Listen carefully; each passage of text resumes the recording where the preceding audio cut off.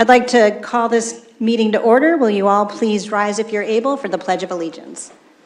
I pledge allegiance to the flag of the United States of America and to the republic for which it stands, one nation, under God, indivisible, with liberty and justice for all.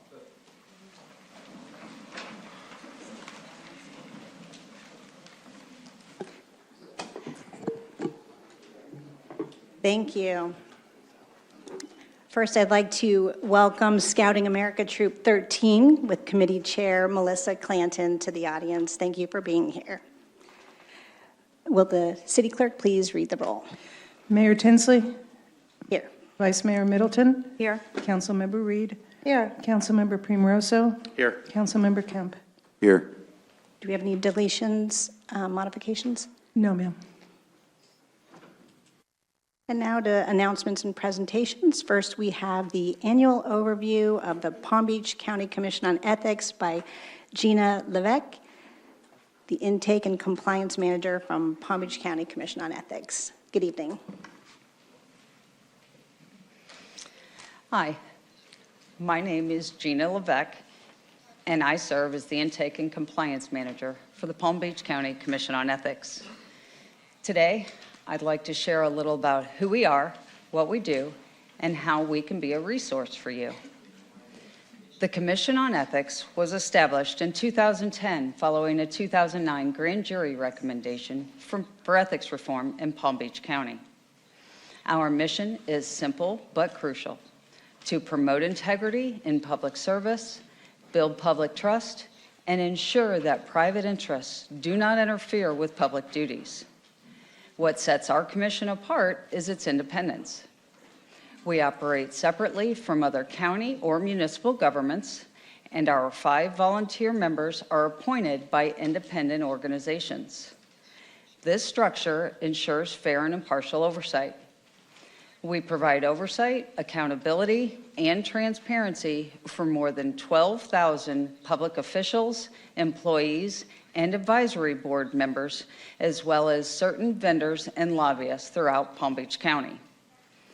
The Code of Ethics applies not only to county government, but also to all 39 municipalities, ensuring that public officials and employees act with integrity, independence, and impartiality, and that the public office is never used for personal gain.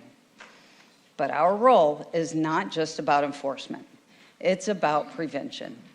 We place a strong emphasis on education because we believe the best way to prevent ethical violations is to ensure that people understand the rules before they make decisions. That's why we provide ongoing training and advisory opinions to help officials and employees navigate ethical concerns before they become an issue. In fact, we've issued nearly 560 advisory opinions to date. While we do have authority to impose penalties such as reprimands and fines up to $500 per violation, our primary goal is to educate, guide, and prevent violations before they occur.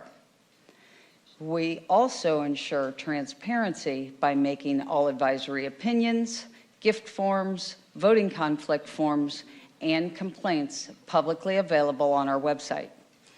At the Commission on Ethics, we encourage everyone to remember one simple phrase: ask first, act later. If you ever have a question regarding the application of the Code of Ethics, please reach out to us before making a decision or taking an action.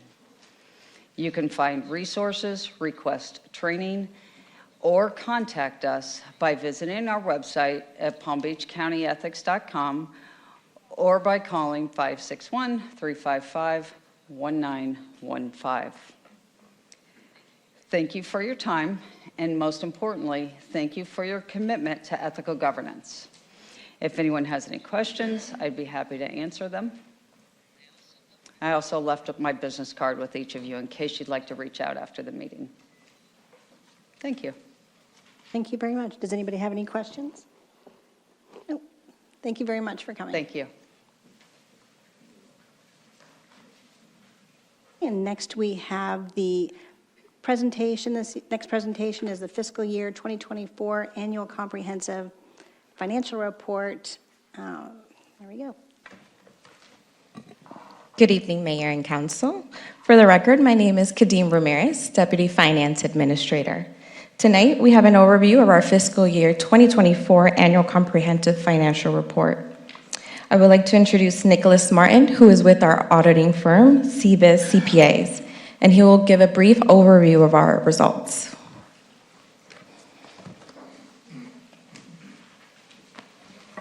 Thank you, Kadeem.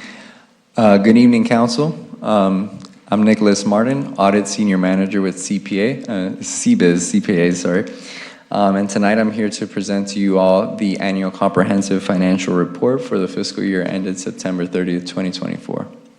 And tonight I'll be providing you with an overview of this entire document, so if you have it in front of you, you could follow along as I make reference to the certain page numbers. If you turn to page 1, printed page 1, this is the Independent Auditor's Report.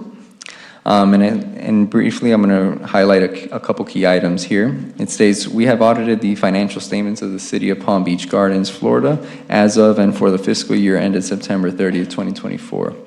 In our opinion, the accompanying financial statements referred to above present fairly in all material respects. This is what is known as a clean opinion, and essentially is the only opinion that the city would like to be associated with. So this is a congratulations to you all, and you should be excited about that. If you could go ahead and turn to page 5. This is the start of the management's discussion and analysis. This section runs from pages 5 through 17. And if you are unable to take the time to read the entire document, as it's very lengthy and up north of 170 pages, so it could take a lot of time, but I would highly suggest for you to take a couple minutes and read through these 12, 13 pages, as it does provide with a very good overview of the performance of the city for fiscal year 2024. A nice part about this section is that it does also provide you with qualitative and quantitative analysis and comparison to the previous year. So it gives you a lot of insight of what happened during the year in a very nice, concise, and summarized version. This section is specifically prepared by Kadeem, Ariana, and their team as well. If you go ahead and turn to page 18. This is now the start of the financial statements of the city. The first two pages, pages 18 and 19, represent what is commonly referred to as a balance sheet and income statement. However, for governmental terminology, this is what is known to and referred to as the government-wide statements. Essentially, these two pages reflect the total city's activities from their balance sheet and income statement perspective. If we go ahead and turn to page 20, this is now the start of the balance sheet for the governmental funds that the city has. One item I would like to highlight and point out here is going to be the general fund balance that is reported at approximately $95 million, of which $60 million of that is considered to be unassigned and available for future use. We consider this to be a very healthy position for the city. So again, congratulations. If we turn now to page 29, this is going to be the start of the notes to the financial statements, and this section runs from page 29 through 94. And the purpose and intent of this section is to supplement in much further detail the financial statements that were just previously mentioned. What you could expect to see in this section is going to be breakdowns in regards to the different types of cash investments that the city has, what type of capital assets they have, what is the current debt owed by the city, information regarding the pensions, other post-employment benefits, things of that nature. So it's a lot more detailed and explained behind all the numbers. So if we now go ahead and turn towards the back, which is going to be page 162. And this essentially is another auditor's report similar to the one I read in the front. But this one is more specific to the schedule of expenditures of federal awards.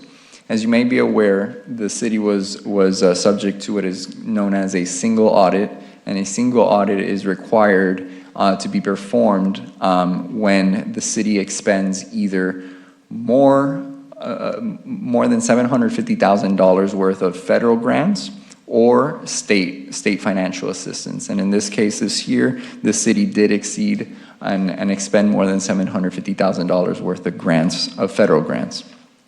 So if we go ahead and turn back to page 165, you will see this is the breakdown and essentially the schedule of schedule of expenditures of federal awards that took place during fiscal year 2024.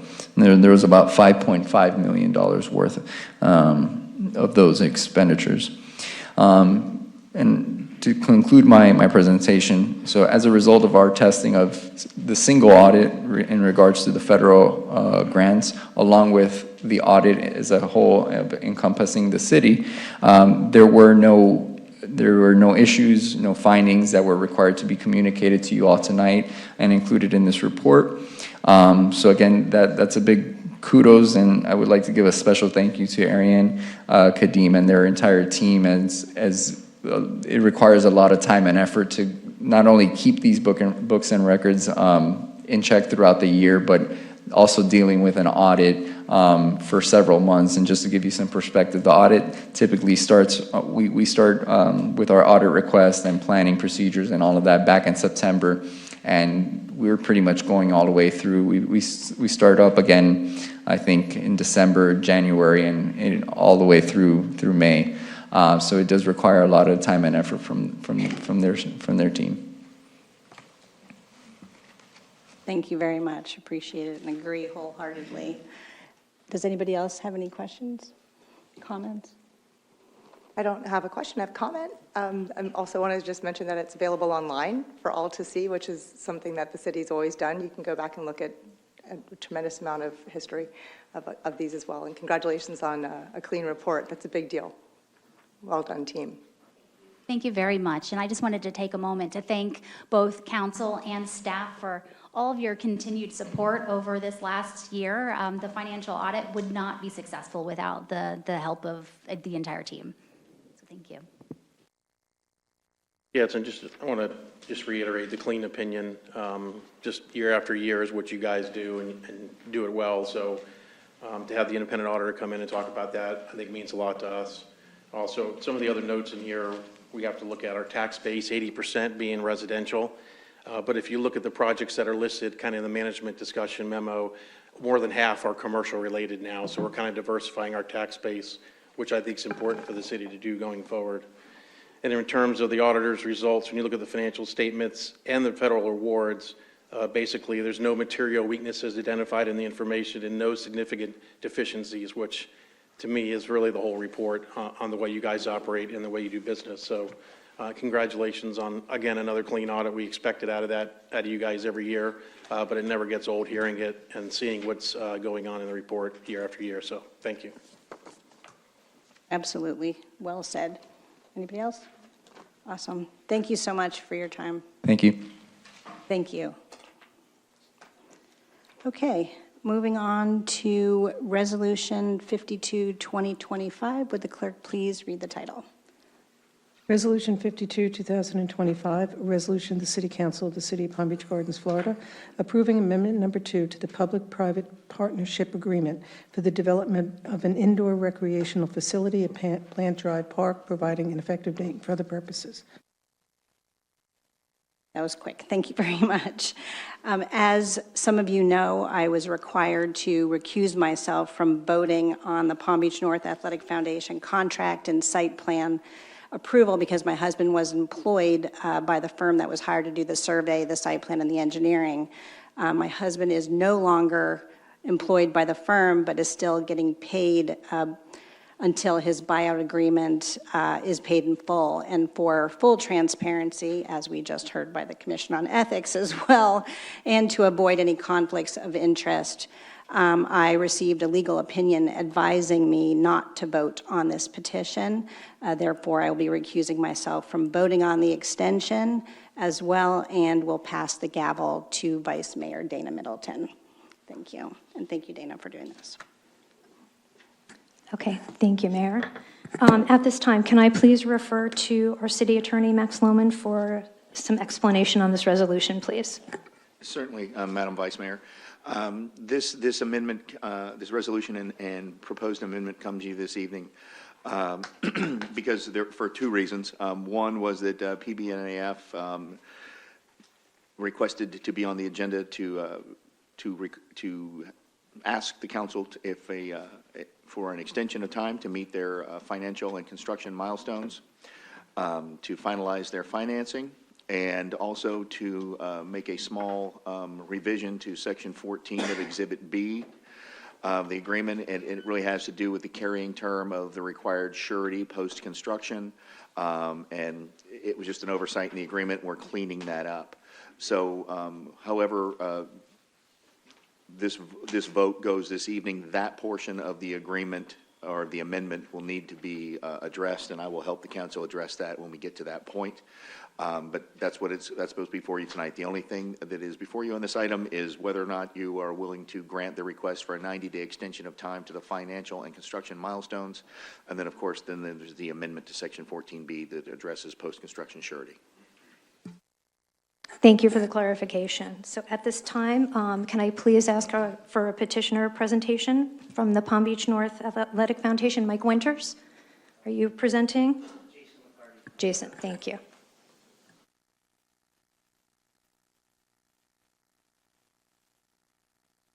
Thank you. I'm Jason McCarty, resident and employed in Palm Beach Gardens. I'm a member of the recently restructured Palm Beach North Athletic Foundation Board, which now includes Larry Robbins as vice chairman and Tara McCoy, president of HSS. Unfortunately, Larry and Tara couldn't be here today, but I'm here to convey how excited everyone is about the project and the progress we've made as we approach the achievement of our next milestone. This project is materially different than before, and we have met everything to date for this project. Prior to me introducing some of the members of the financing and construction team, I would like to show a brief video that will serve as a visual evidence of the aforementioned progress.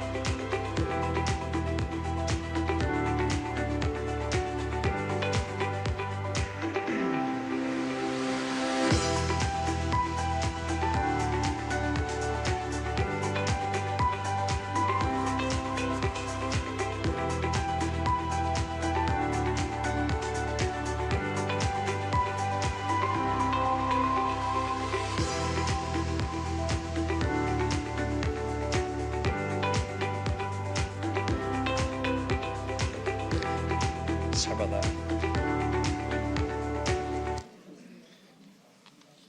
Thank you. Next up, I have Jeff Campbell.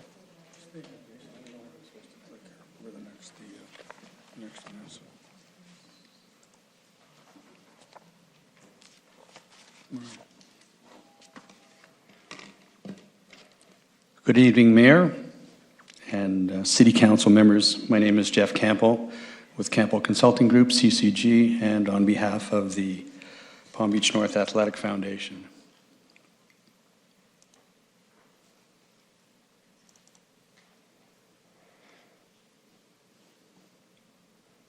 There we go, little help.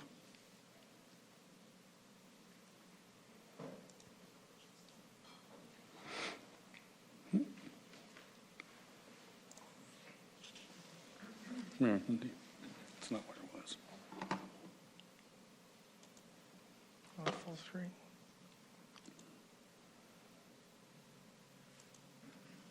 Where am I clicking?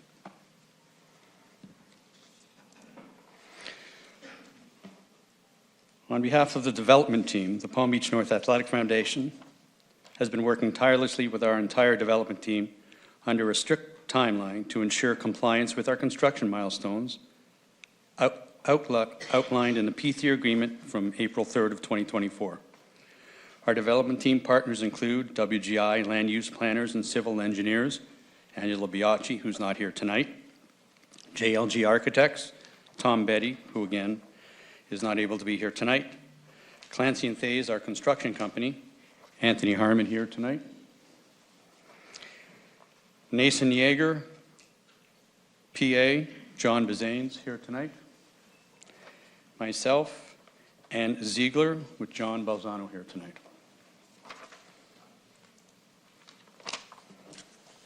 Our team has worked diligently and closely and collaboratively with the city staff and the following departments over the past 14 months, including planning and zoning, building, engineering, fire and police, public works, parks and recreation, city attorney's office, and finance. The PBNAF's current investment to date, we have spent approximately $2.6 million as of June 4th on land use design, building design, pre-construction services, consultants, and legal fees. We currently have authorized the execution of $18 million in construction contracts and have spent an additional $534,000 to procure essential materials to expedite the construction process due to long lead items in the marketplace. Our site plan approval began on April 29th, 25 days after our execution of the P3 agreement. And you can see that it went through the necessary forms and got through our approval on January 9th of 2025. Our construction milestones, as outlined in the P3 agreement, have been met to date, and our building permit has been approved and is sitting waiting to go. Our construction plans were submitted before the nine-month milestone for the agreement on January 3rd, and our final construction plans where approval was obtained on April 3rd. We are thrilled to be back here today to let you know that our design, construction, development, and operational teams are ready to proceed as soon as approval is granted by the city. Again, thank you so much. And I'd like to introduce Anthony Harmon with Clancy and Thays. How you doing? Anthony Harmon with Clancy and Thays. I'm the project manager for this project. Currently, right now, we're executing, or actually organizing the agreements to go ahead and procure materials for the project. As you know, the building is predominantly a structural precast building, so we've entered an agreement with Metromont LLC to go ahead and start the design and engineering process to go ahead and get those materials going. It's a process that will likely be able to go ahead and allow materials to be delivered here as early as November of this year, and allow us to go ahead and meet the 16-month construction milestone. Regarding the readiness for our team to go ahead and be able to mobilize, like I said, I'll be the project manager, our superintendent's ready to go. Our team's ready to mobilize as soon as we get a notice to proceed from the city. We're actively buying out, in addition to the structural precast, there's long lead time items such as the structural steel. There's the switchgear, which is typically about a year-long process to go and get that. In addition, there is the demo of the existing parks. So we're working to go ahead and make sure that that contractor's ready to mobilize and do his job. And then there's the site work, which is necessary to go and get the building pad ready so we can go ahead and start with the foundations. Any questions?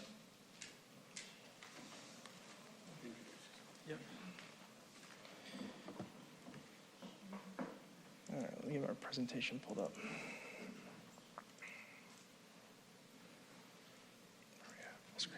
Okay. Good evening, council, staff, residents. Thank you so much for having us here to present in front of you today. My name is John Balzano. I work for BC Ziegler and Company. We're the investment bank that was hired by Palm Beach North Athletic Foundation to help secure debt financing for this project. If you're not familiar with BC Ziegler and Company, we are a boutique investment bank headquartered in Chicago. We are really known for nonprofit finance. That is really what our expertise is in.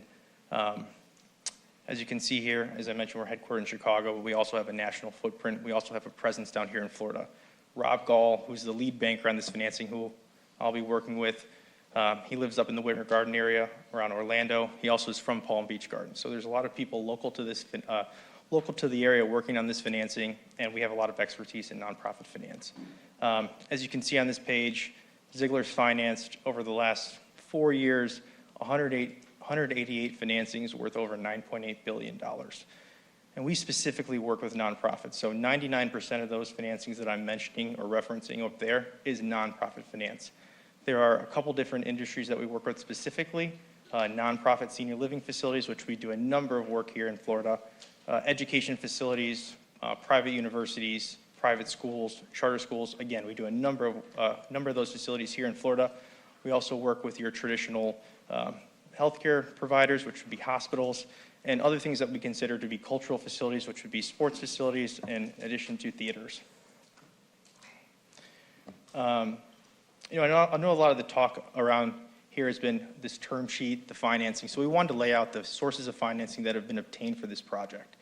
To start, I can confidently say to you tonight that we have secured a term sheet for bank financing for this project that has been signed and executed not only by the foundation, but also a nationally recognized bank.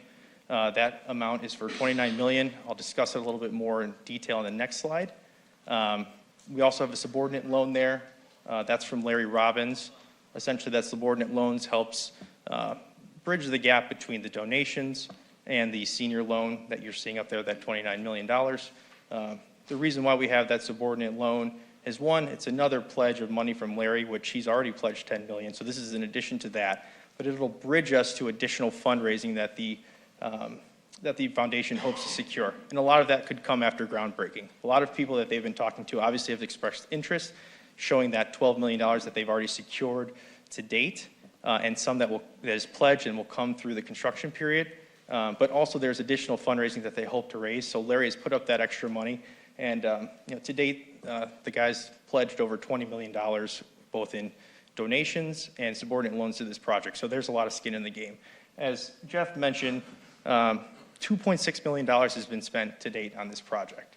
That's real money. That's a lot of money that's been spent already, and it's all in preparation to get ready for this financing. So I don't think the foundation would go ahead and put themselves out there without knowing that we have secured this financing for them. As mentioned, I can confidently say there is a term sheet. I've reviewed it. Our team has reviewed it. The foundation has reviewed it. It is executed with a national bank that has assets in excess of $200 billion. This is not a small bank. This is a top 20 bank in the country based on asset size. Unfortunately, with most of these financings and most of these term sheets that we receive for nonprofits, there is a confidentiality clause in the term sheet as it currently stands. So while I'd love to explain to you who the bank is and who the banker is, I can't, because it would breach that confidentiality clause and it would put the project in jeopardy. And I know the foundation has too much invested in this, and so does the city staff and council here. Some representative terms that I can present to you. Again, $29 million credit facility. It's a tax-exempt rate. I'll explain a little bit more why that's beneficial to the project, to the city, and to the foundation. But 5.59%. It's a 5-year term loan with a 25-year amortization. Again, I can answer more questions if people would like me to explain that a little bit more. But really, the reason why we're choosing to go the tax-exempt route, nonprofit organizations, they are tax exempt by nature, and they can access tax exempt financing, but there is a little bit longer of a process that needs to happen in order for them to do so.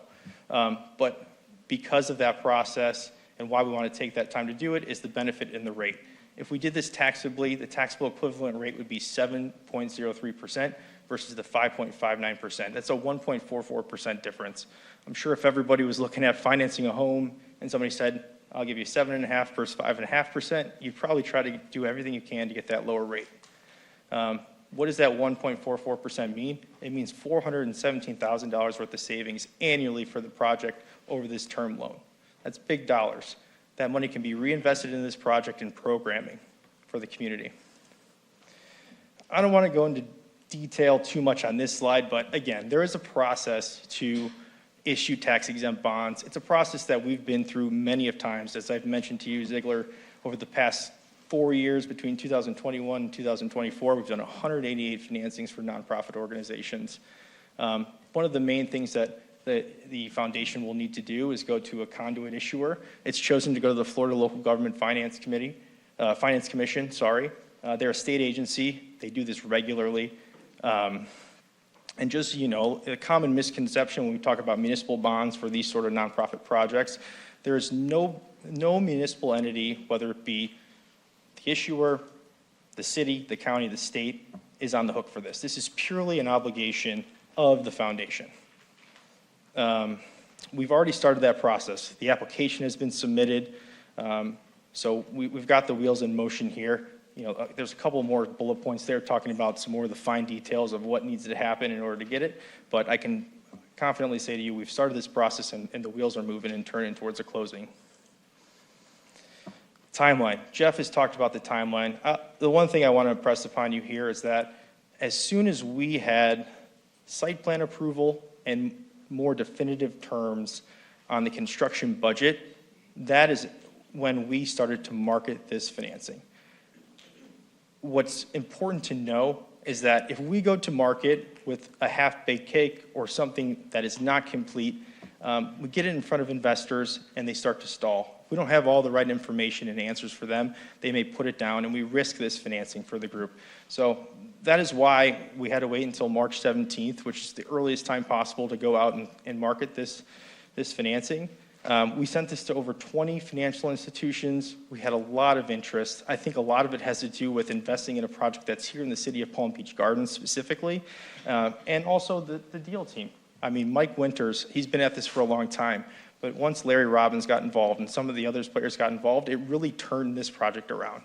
And it really gave us some more ammo to go out and secure such a great financing and great term sheet that we have, that we can explain to you tonight but can't show you physically. So while we also are confident that we can get this done by the end of July, it's a construction project, it's a real estate project, there's a lot of complications to it. There's some things that are outside of our control that I feel like if we set out and said we can get this done by the end of July, we can, but if there's things that are out of our control that we can't control, quite frankly, we wouldn't want to risk it. So that's why we're asking for an extension here, and we're happy to answer any questions. Okay, well, at this time, I'm going to hold the questions until after the public comments, please. So, of course. Comments by the public is a section of the meeting where the city council and staff gather public input and not directly respond to comments or questions on a proposed issue or action. We're here to accomplish our city's business, and those comments will be taken into consideration and at the time the item is on the agenda and heard by council. This meeting is important to all of us and will be conducted with decorum. To do so, we politely request that speakers be courteous and respectful, allowing others to complete their comments without interruption, noises, clapping, comments, or gestures. If you plan to comment publicly, please approach the podium when I call your name and state your full name and address for the record and make your comments within the allotted time, which is 3 minutes. If your point has been made by a previous speaker, you may want to simply state your agreement to the previous comments and your position will be noted. Please utilize common courtesy. Any actions that disrupt the orderly conduct of the meeting or conflict with these basic principles of decorum may be ruled out of order, which may result in disruptive person or persons being removed from the meeting. So at this time, I do have several comment cards. I'd like to call Paul Cameron, please, to the podium. And please state your name and address. Thank you. Good evening. Paul Cameron, 207 Bentry Drive in sunny Palm Beach Gardens, Florida 33418. Good evening, ladies and gentlemen.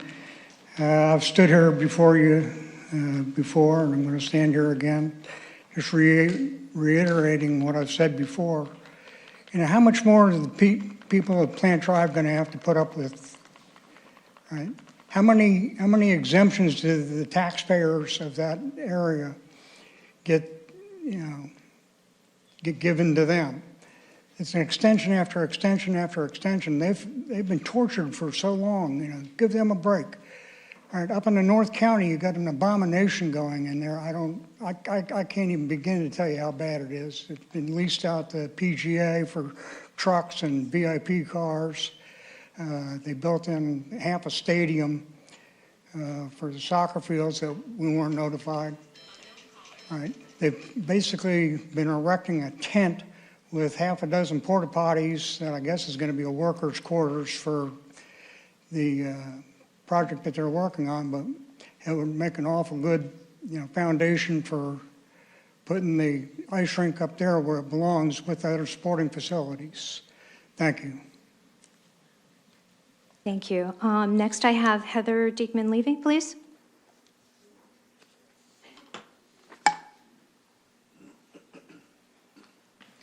Good evening. My name is Heather Deichman-Levy. I'm at 3111 Gardens East Drive, Palm Beach Gardens 33410. The City of Palm Beach Gardens had a big and beautiful win last week with the opening of the Burns Road Community Center. Excited crowds, everyone was there, and what stood out most to me wasn't just the beautiful facility, it was the lack of opposition. And why? Because residents were surveyed before funding was approved, and that input shaped the project, and it paid off. I believe it was Mr. Ron Ferris who said at the ribbon cutting, we asked people what they wanted, we gave them a survey, and that's how we built this. This tells me that the city can earn resident support when it asks for it, and that should be standard practice. Check with the public before making big changes to public spaces. It did not happen at Plant Drive. No one asked the community about removing the skate park or the basketball courts. The resident city survey that was sent out didn't mention the possibility of demolishing a park, just what you do at the park and how frequently you use it. So now we're here with the community group trying to preserve what we love because we weren't invited to the conversation in the first place. Today's vote is about changing the agreement with PBNAF, the same agreement that clearly stated a 30-day extension for misfunding raising targets. You told us to trust the process, and the process is a signed agreement with 30 days to rectify. I urge you to stick to that contract that was signed. Too often, residents speak at the podium, share thoughtful concerns, and receive a polite thank you, and then council members take out a pre-written statement that supports staff proposals. Is public comment a box to check, or is it supposed to inform your decisions, as the Vice Mayor said earlier? We don't see your deliberations. Agenda reviews are not public or recorded. We don't know what questions you ask or how deeply you engage with the issues, other than your assurances that you will look into it. So, keep in mind, no one here believes that Mr. Winter or any of these representatives are acting in bad faith. None of us. But he and the city should have asked if his vision matched the residents' vision before a lease was signed or a resolution was drafted. The council could have said no then. They could have said, no, nothing's going on an agenda until we talk to residents. You didn't have to break a triple P cone of silence. You could have just asked what residents wanted if they were going to update the park. You could have used that to frame this. And instead, you went ahead and voted yes for a 40-year land lease. To amend this agreement because staff asked you to or recommend it. You can hold PBNAF to its original terms and show the public that agreements are legal documents with deadlines, and that processes that we were asked to trust won't necessarily be amended just because an organization wasn't ready to move forward. I urge you not to extend and to stick to the current agreement with a 30-day extension instead. Thank you. Thank you. Next, I have Rebecca McKeach, please.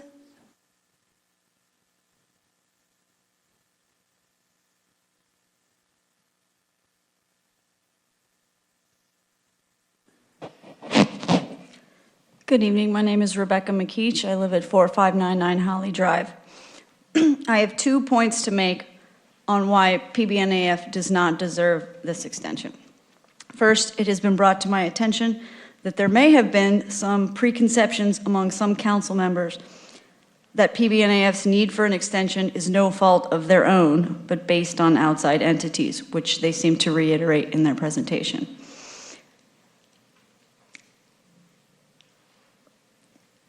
I know for a fact, however, that all 5 of you were emailed a public records communication chain between PBNAF and the city, laying out in plain language just how last minute this financing plan of theirs really was.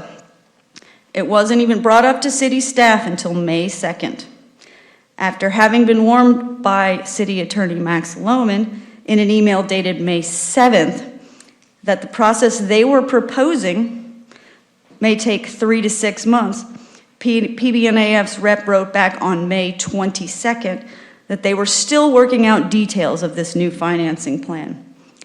That was 2 weeks ago today. Now that you know the late nature of this new financing proposal and request for extension, whose fault is it really? If my kid had waited until the last minute to start his science fair project, I wouldn't blame the school for not giving him enough time, and I definitely wouldn't expect them to delay the science fair for him. Second point, 2 of you were on the council, and 2 of you were running for council back in late '22 when PBNAF's original agreement with the city to build its ice rink at North District was terminated. I'll begin by quoting City Manager Ron Ferris, just 2 of his many bullet points from his memo on October 2022. He wrote, repeated failures of PBNAF to meet any, his emphasis not mine, fundraising milestones, end quote, after, quote, 4 extensions granted from the city, end quote. How many chances should we, the city, give these people to continually fail us?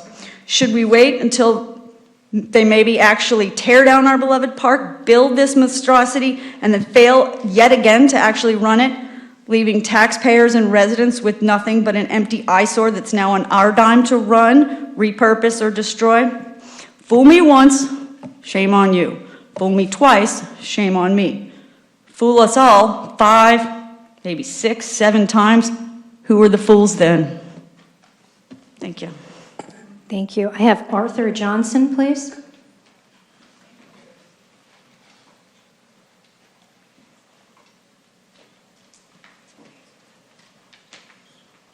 All right. Good evening. Arthur Johnson, 500 South Australian Ave, West Palm. In the last meeting about the Ice Center, a couple of people, including myself, mentioned that it seems to be a commercial project. Commercial project in a residential neighborhood. The response to that was that it was not a commercial operation. It's a public recreation facility. We're a nonprofit organization, so this is not a commercial ice rink facility. But I like to say that a nonprofit is a tax-exempt status, and that status does not preclude a thing from being commercial. For example, the YMCA is a nonprofit. College football is also a nonprofit. I bring that up because Professor Burton A.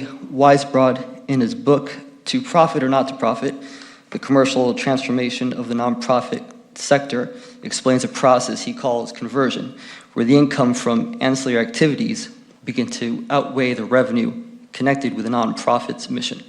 Conversion takes place when the nonprofit is forced to become a for-profit commercial enterprise to continue operating.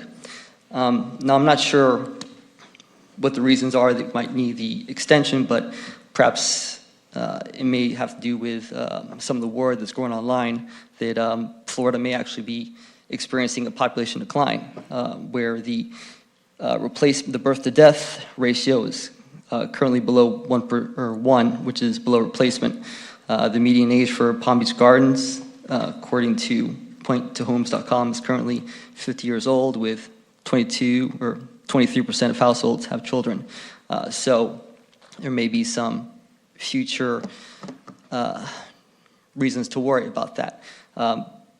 So the abundance of caution should really rest with the people in the particular neighborhood, because their way of life could be affected if this nonprofit ice rink has to become a for-profit ice rink with a restaurant next to somebody's house. Excuse me. Thank you. Next, Mike Martino, please.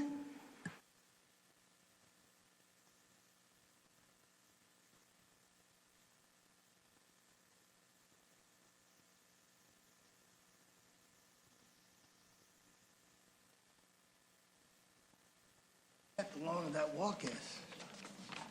Thank you for the time this evening. My name is Mike Martino. I live at 320 Balsam Street in Palm Beach Gardens for the past 60 years. Many of what I was going to say has already been covered, so I'll take the advice and try to skip that part. I appreciate everything that these fine gentlemen had to say earlier, but it's something that we've heard before. It's promises without action.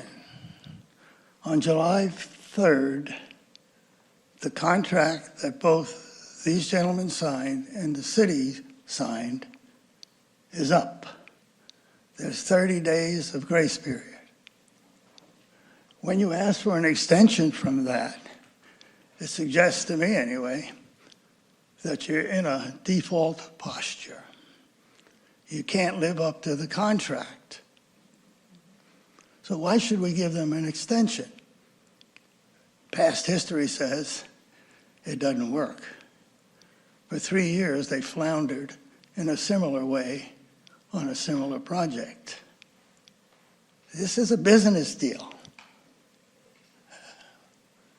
This is a deal that you four, are representing all of us out here, our residents.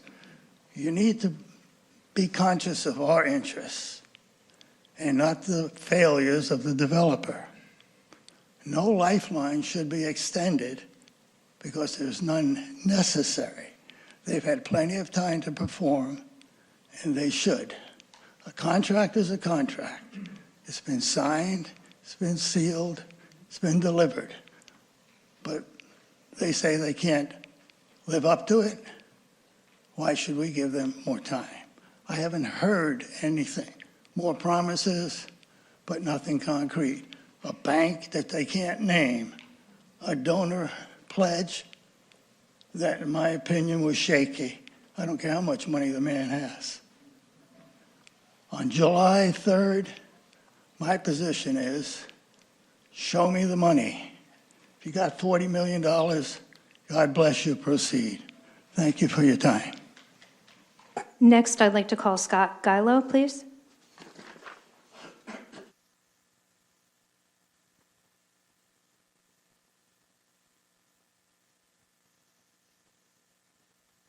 My name is Scott Gillow. I live at 738 Dutchess Court, Palm Beach Gardens, Florida. I'm here about this Resolution 52 extension. When I was at my desk this afternoon, doing some research on the city, PBNAF, and trying to get down a path that makes any sense, looking down at everything I printed, at 3 different monitors on my computer, I finally threw up my arms and said, this is insane. I am a county employee, full-time at Palm Beach County for 12 years. I understand how government does business. I understand that they were probably asked how much time you need. They probably set a time. Mr. Ferris, nice guy, probably said, here, I'll give you a few more months. I'm pretty sure that that's kind of how that went down. So they were already probably given more time than they needed, and now they're running up against it.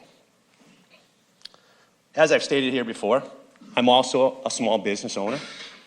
I started my business in my garage in Palm Beach Gardens here. I've grown that business to now be a brick and mortar store in our neighboring city, Abacoa.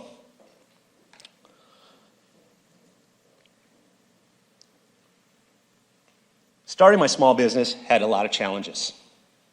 And as starting any business, you kind of start with challenges like conducting market research, choosing a business name, writing a business plan.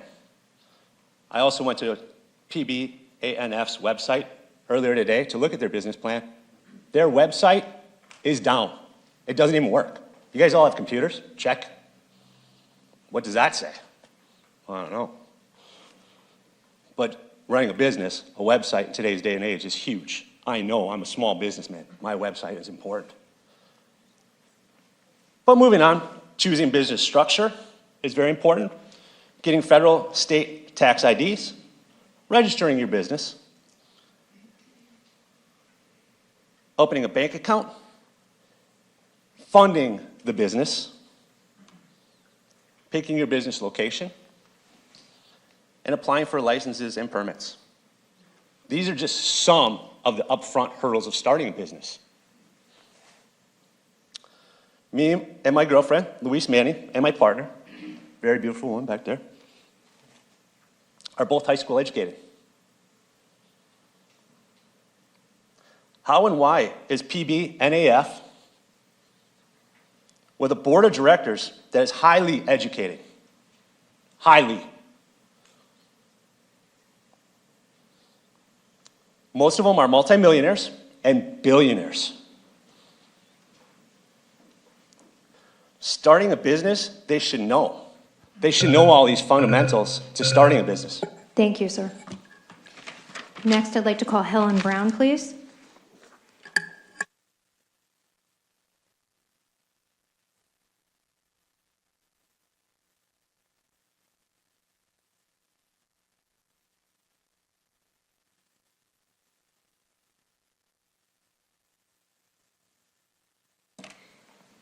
Hello, my name is Helen Brown. I live at 10162 Plant Drive in Palm Beach Gardens. I'm here today to speak firmly and clearly in opposition of Resolution 52. Let me ask this plainly. How many more extensions are we going to hand to PBNAF before we finally hold them accountable? We've already been down this road. PBNAF has had their shot when they tried to build at North County facility. They were granted not 1, not 2, but 4 extensions. 4 chances to deliver, and what happened? They failed. They never secured the funding. They never delivered on their promises. Their contract was ultimately terminated. That's the track record we're dealing with. And now they're back asking for yet another extension after just applying for a bond last month. Why wasn't that done months ago? This isn't a minor oversight. It's a fundamental failure to a plan. If they were serious, the financing would have been secured long ago. This is no longer just about delays. It's about credibility. It's about accountability. Are we really going to reward poor planning and broken promises with more time and the community's trust? What happens if there actually is a break in ground and they fail again? Then who's left holding the bag? Who's left? The city, the residents? And I have this right out my front door, so I will be stuck with this half-built building. Worse, what happens if they mismanage the cooling system, the ammonia system? They cut corners on environmental safety just to save money.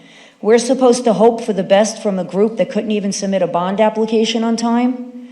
We are being asked to gamble with public safety, and that's unacceptable. And I want to go further. At one of these council meetings, I personally spoke with a PBNAF representative who told me that the Plant Drive was offered to them as an alternative site by City Manager Ron Ferris as the previous agreement was terminated at the North County. Plant Drive is a small, quiet residential neighborhood filled with children on a small 50-foot road. And somehow, someone thought it was appropriate to place 2 NHL-size ice rinks in the middle of that. That either shows a complete lack of judgment, poor project management, or a shocking disregard for the residents that live there.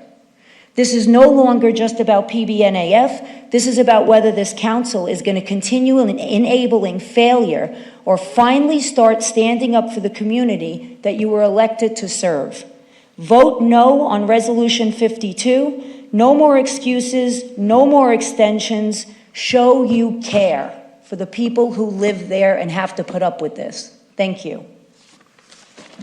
Okay, those are all the comment cards I have. Let's take this time to open some questions.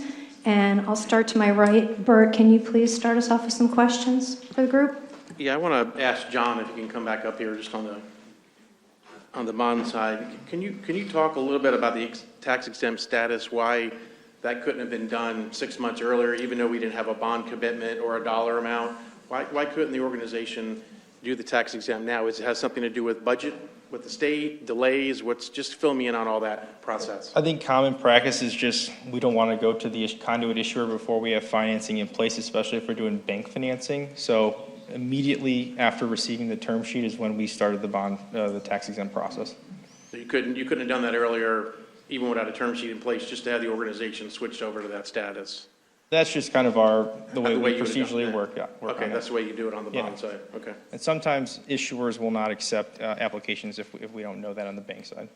And in terms of the tax exempt status and the other approval from the state, what's the expectation? Is that something that aligns with the state budget being approved at the end of the month, the governor signing anything? How's this all going to go down in terms of getting both approvals on those two items? Yeah, so just standard practice for conduit issuers, we have to go through a TEFRA process.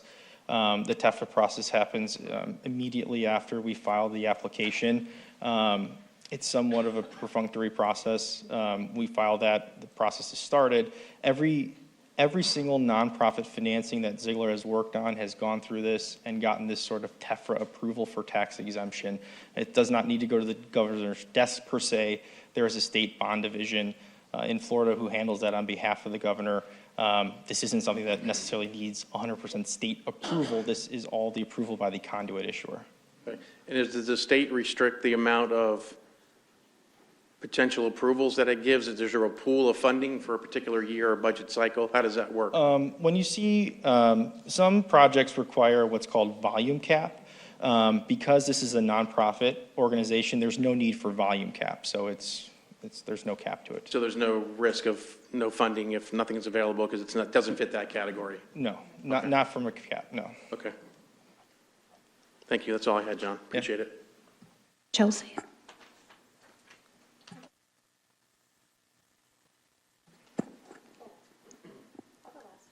John? I had a couple questions after seeing this was on the agenda, and I'm going to make a few statements after my questions for the group also, but I immediately knew something was on the agenda that wasn't happy, as before I saw the agenda, my phone had about 15 missed calls.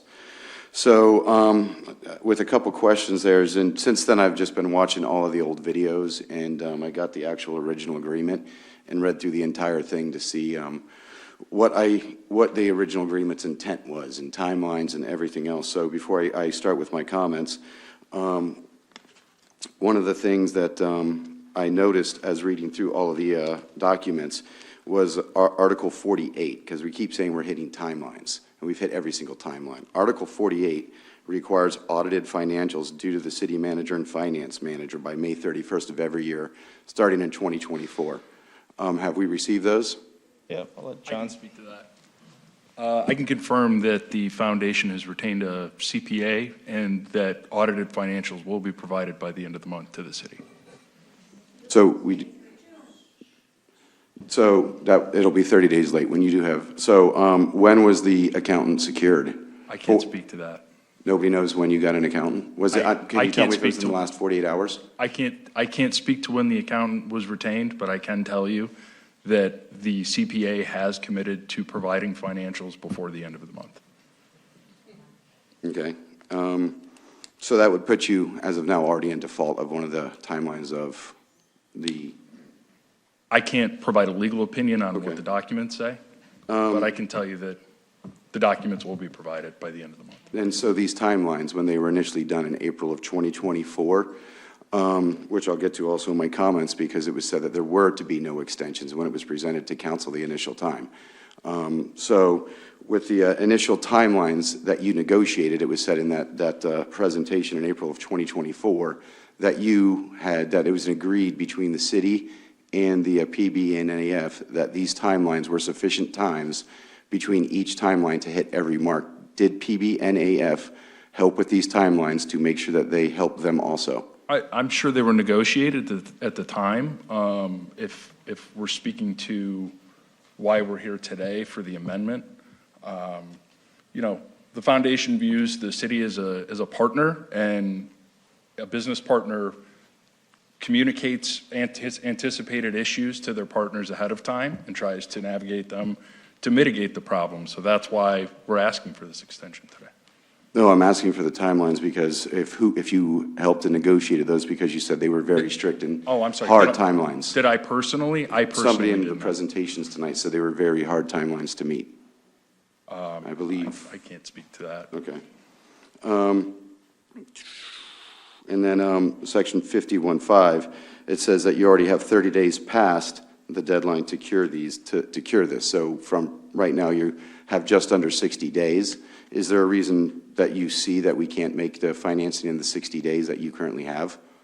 Days. Because you have to July 3rd, and then you have 30 Sure. days. So we spoke with city council on this, and I don't know if Max wants to speak to this, but we had spoken earlier and spoke to him about where we were in the process.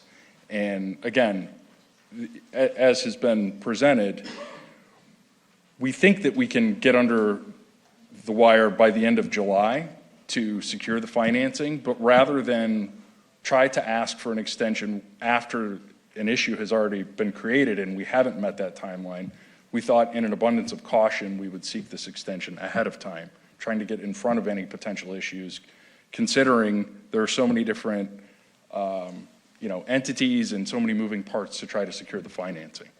Is there a reason you couldn't get a conventional loan to make your deadline and then switch it to the bonds when they come in and refinance it? Probably not the best person to speak to that. Sure. I mean, we've had those conversations. It is a complicated process to do that. It's also more cost to have two loans. If we did a conventional loan and then took another one out, it would add more cost to this project. So based on the nonprofit status of PBNAF and as investment banker, our advice was to go the tax exempt route. But you could save, you're saying it's going to cost you $417,000 extra a year to go with the bonds.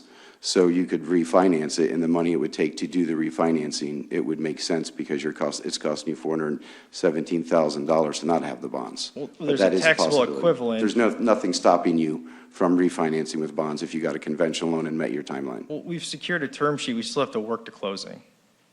I'm just saying if you would have started that earlier is basically the question. couldn't- Nothing stops you from. Well, we, as mentioned to you, the site plan was approved by City Council January 6th, so that by the time we had the full information, I did rehash this about having the right information to put in front of banks. We went out as soon as we could, and we secured the term sheet May 19th, and that was just the timeline that we were secured it by. Once we have the term sheet, we start working towards a closing. So there is some steps to that process, regardless if it's tax exempt or a taxable loan, to get to final funding.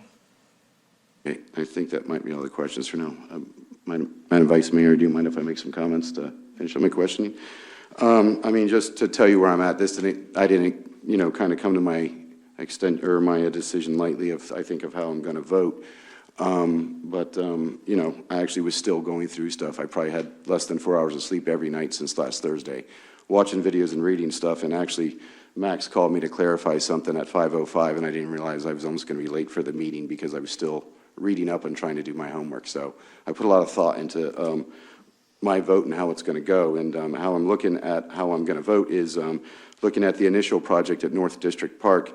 There was 4 extensions done with that one, and then actually when the initial presentation was done in April, it said it was unsolicited by the city is how it was presented. So that means you came back to the city, or the PBNAF came back to the city for a 5th attempt at this ice rink. Now you're asking for another 30-day extension past a 30-day to cure that's already in there, which the 30-day cure would be a 6th extension, and now this would be the 7th. April 2024, when the meeting initially happened, it was presented by Kumra, and in that he stated, and if you want to verify what he said, it's at 1 hour, 6 minutes, and 30 seconds in. And he said he was bringing it back with a very strict contract, and he said there is no chance for an extension as he presented it to the council that night. So, and we've gotten clarification that it can come back to the council, but when it was presented to the council the initial time, it was presented as no chance for an extension. And the reason for the strict contract when he presented it to us was exactly what I had just referenced to. The reason for no extension to be awarded was because of lessons learned in the previous experience with you. So it was even repeated twice that the city will not extend this contract when it was presented to council in April 2024. This group, and the way I look at it, I didn't look at it as is this an ice rink project, but just an extension of land. And this group was given a gift of how I look at it, of land, and that would be valued at over $10 million is what this land would be valued at. So if I was given that type of money and gifted to me, I would definitely make sure I met all of my timelines, especially if I negotiated those timelines. One of the things that kind of got me going was PBNF saw what this had done to the city multiple times and what it had done to the council and what it put the council under. And I commend the council for being courageous the last time in doing this vote, because it wasn't an easy vote. This isn't a vote where everybody's happy about. It's a vote where one side or the other, both are going to be upset one way or the other. And they really took that hit. So to bring it back to this council, you know, I wasn't on the council at the time. I thought it was really unfair to them because they stuck their neck out for this group. And now to do this to them is really making them stick their neck out again. And I keep hearing in all of the buzzwords, when I watched all the videos, something stuck out to me was, we're highly confident, we're highly confident, we're highly confident. I can't tell you how many times I've heard that between the 2 times that this was done. And, you know, honestly, I haven't seen that because not a single milestone has been met right down to one that was due May 31st. And confidence to me is shown through action, and even missing that one. And now we can't even tell me when an account was secured. You know, I even asked if it was in the last 48 hours because I actually inquired about this and asked Max to reach out to you and see about that yesterday. So did we bring that to your attention, or was it already known? And I just didn't get that answer. And it scares me of the finances if they're not being done appropriately now. And it was mentioned by one of the residents, how is it going to be done once they have control of this facility? And will this come back up again, and will it default to the city?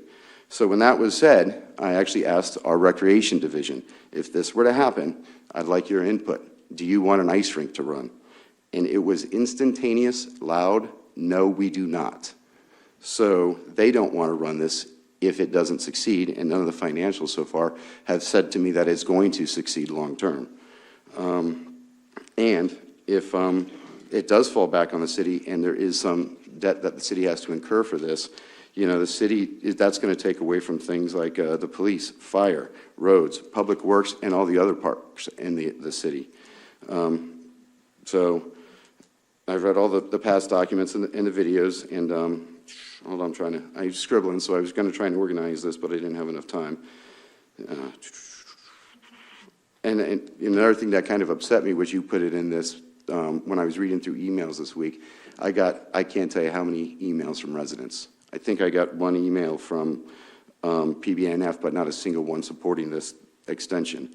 And in there, it kind of hurt me that it said that if this extension is not granted and they have to secure other financing at a higher rate, that the PBNF will cost us $400,000 a year in youth programs that they can offer to the youth.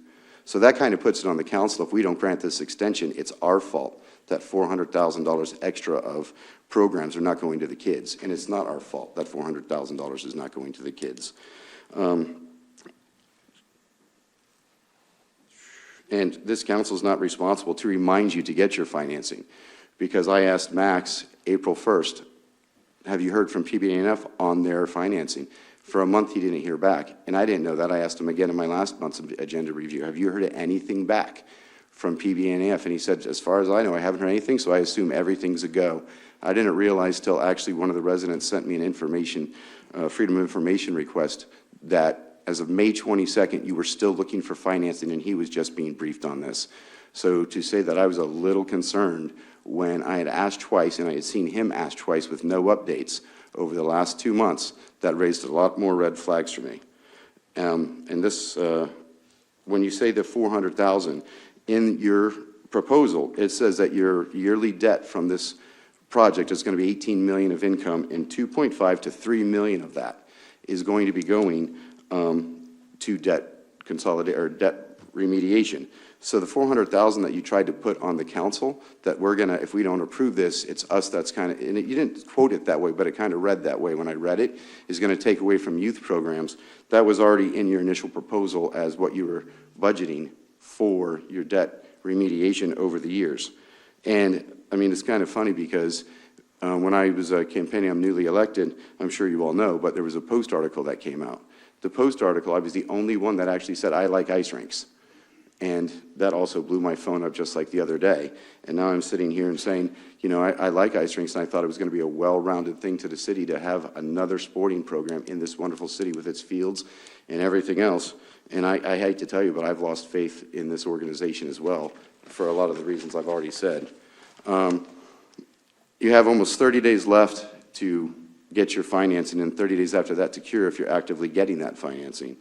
And I say, if you're so confident that you're going to get this financing, that you guys should be taking the risk, not this council, not this city, about you securing your financing. And then, like I said, I think you should have had two options. You should have refinanced conventionally and then paid it off with the bonds when you got them. So you might have had a $400,000 more expensive year this year, but you could have fixed that with the bonds within 6 months or a year or whenever, and saved that recurring cost over the next 20 years, 30 years, whatever those loans are. That's why I'm really not in support of this extension. I do commend the past board because they, I'm not going to lie, I was happy that they were voting on it in January because of all the contention around this. And I saw what they went through and the contention that they went through, and they stuck their necks out for this organization. I was like, I hope to God this organization, after what this council just did and sat under fire, I hope that this organization gets this done for their sake and not embarrass them. This just has as many extensions to extend this contract to an unsuccessful attempt, giving away a huge city asset to you all. And that's too big of a risk for me to think to just give you one more extension when you've already had, as I kind of put as an example, I feel like it's almost a 7th extension. We must be stewards of the property that our residents own. And I have a lot of doubt. And when I say that you guys keep saying a lot of confidence, I don't need you to have confidence. I need to have the confidence. And somebody said it best when I was writing all this down and scribbling it, and it was from one of the many, many emails I got. And I don't know who this is, but it was a resident named Vicky. I won't say her last name to protect it. But she wrapped it all up, and I read it again before I walked out the door tonight. And she said it best: deadlines are set for a reason, and they must be upheld to maintain accountability and the public's trust. And that's our job up here, is to maintain public trust and accountability. So I agree with her, and I don't want to lose the public's trust. And even I talked to one of my neighbors who's a very close friend, and he was all about supporting, and he wanted an ice rink, and he wanted an ice rink. And a couple days ago, we were having lunch, and Healy just said, how many times can they move the goalpost on the council? And he said, it's just like when Charlie Brown tried to kick the football every time from Lucy. How many times are you going to attempt to kick that football, and they move that football? So that's just my comment. And sorry, council, for taking the time. Chelsea. All right. I only had one question left at the end of that, council member, and then you took it. I'm sorry. That was great. No, well done. And it was about the debt service coverage ratio, which is something I've been looking at a lot, because with all the mention of the money that you're saying is guaranteed, it still needs to get paid back, right? Right. And if you do the math, it doesn't add up. If you look at how much debt you're taking on, and the building hasn't even been built yet. We know what that is to build a building. This needs to be run for a city as a nonprofit. How long would it take to pay all of that debt off based on the debt ratio as it is now? Currently, the loan is a 5-year term loan, which has a 25-year amortization. So we would expect to amortize the debt over at least 25 to 30 years, if not more. There's a 40-year ground lease. That's traditional for nonprofit finance. That's just the bond or all the debt? The bond, the debt, the bridge loan from Larry Robbins is more or less just put in place to help bridge to future donations, quite frankly. So How much is actually in the bank account right now?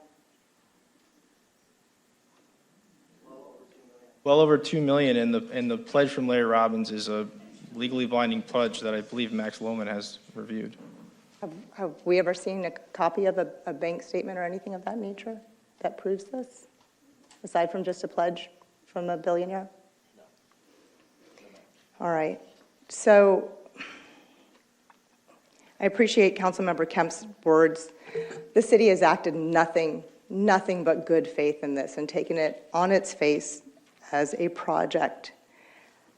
We're here again, and the only difference between where we are right now and where we were with the first design is that you guys just got further down the road this time. You have an ability right now to acquire the financing that you need in the next 60 days. In the letter from Your company, at the beginning of the letter, the second paragraph, it says, "We have full confidence that we will achieve 100% financing to break ground on the ICE facility this summer," and that's dated June 4th. So you pretty much have this summer. The last day of summer is like September 20-something, so you have just less than a month under that. So you've already got it. You say right here you have every confidence you're going to do it. So go ahead and do it. You guys say you can do it in 60 days. What I will say, though, is when you look at the checklist of the things that you've done in the city, with staff, that's the bare minimum of what you do to have a project in this city. That's the bare minimum of what you do to have a project in this city. You check the boxes. We're not going to applaud you for working with our finance department. We're not going to applaud you for working with our police department or any of that. That, again, is the bare minimum of working in the city. Several times, a lot of us here on this council have talked about working with the hospital that's being built in Alton. The CEO of that hospital, of the state's hospitals, not just the one here, was so concerned about residents that he went onto their balconies during COVID and went into their homes to look around to see what their experience was going to be. We only heard from you guys today because there was a deficit of information. That's not how this city does business. We do business transparently, in the open, with our residents in mind. Because you've hit every box, our duty is to follow through. You met with everybody. You've done the things. Now, this should not be considered being brought to us with guaranteed funding. It's not a guarantee. If it was funding that was guaranteed, it'd be in your bank account, not $2 million. But you're closer to, what, $30, $40 million. It's not good faith.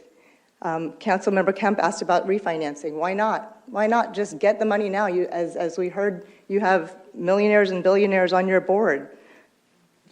Get the funding. You've got until the end of August, middle August. We make commitments to our residents, and it's for their safety, it's for their happiness, for their quality of life, and primarily, if you look at the very first thing we started with, it's fiduciary duty. And I too will be voting no on this because I can't offer any more. I do hope that if you meet the criteria by August, you get on people's balconies and become a better neighbor. Thank you. Can I say something else that she just actually brought up? So she asked if she had seen any financials, Max, and because actually I had asked you that question about Article 48 today, if they were due financials actually. So did they give us their financial audit last year? Because it was due last year, May 31st, 2024. Actually, the audit was under Article 48 was due this year for the first time for calendar year 24. That's when it starts. So it was due this year, but no, we didn't receive it yet, as they have acknowledged. Thank you for the clarification. And I mean, like I said, she had said she's voting no, and I'm voting no, but we still have to hold a vote or even a motion. But I mean, this is a motivation. You say you're confident, be confident in yourselves and go out and problem solve. Thank you. Okay. I have a few things to say, and I do have one or two more questions. So about, I have a lot of the same questions that my colleagues do about why didn't you just get the loan? You're so proficient in nonprofits. You knew this might have taken a little bit longer. You could have been more proactive to get a loan and then convert it and refinance it. We didn't even talk about the subordinate loan, the additional loan that Larry Robbins is going to give of $12 million. So we didn't even get into that, and I understand that that would come even to be prepaid before the other loan he gets first in line. So I understand he would be first in line before that other loan even got paid off. Is that correct? It's just really a bridge to other pledges. So we would kind of carve out, the discussions we've had, we've carved out specifically pledges or other donations to take out that subordinate debt. And to your question about the traditional financing, as I mentioned, as of March 17th was really the first time that we had to go out and market this. We went and solicited term sheets. Term sheets, there still is a process of closing. So regardless if we did it traditional or tax exempt, there's still a process to close. Right. To me, a term sheet means nothing. It's just words. So that's not a commitment. And, there is a theme here with my colleagues, the Jerry Maguire, show me the money, show us the money. and it's really, really disappointing. We have been through so much with this organization. It looks fantastic, but really disappointed that we're here today and that we have to go through this. We're great partners, we're here for each other, but the trust and respect is not there, and our local, residents shouldn't have to go through that. When you work with our city, we expect excellence and focus. The ball was dropped, and I'm not happy. I'm voting no for this as well. Extremely disappointed and can't believe we're here. And I would have thought we would have been better and more professional, and this should have been priority one. So, Max, I'll... Sure. With that, Madam Mayor, since it appears that there are 3 no votes for certain, it would be I can craft a motion because we still need to approve a portion of Amendment 2. So if you will, you'll indulge me. I'll try to make it easy for the council. So I'll craft the motion, and then if that's an agreement, if you agree with it, if one of you would say so moved, then you could take a second and then a vote. And so the motion would be to approve Resolution 52, 2024, only approving the amendment to Section 14 of Exhibit B and not approving the time extension. So moved. Actually, somebody else has to do it. So moved. Second. Thank you. So you can call the motion. All in Call the favor? question. All in favor? No? Aye. You would want to vote in favor. Yeah, all in favor, aye. Aye. Aye. Yes, sorry. Okay, thank you.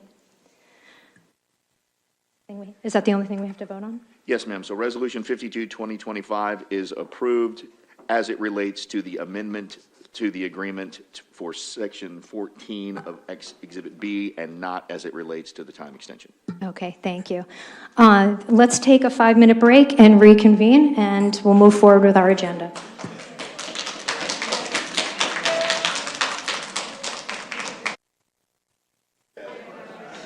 Good evening again. We're going to recall this meeting to order.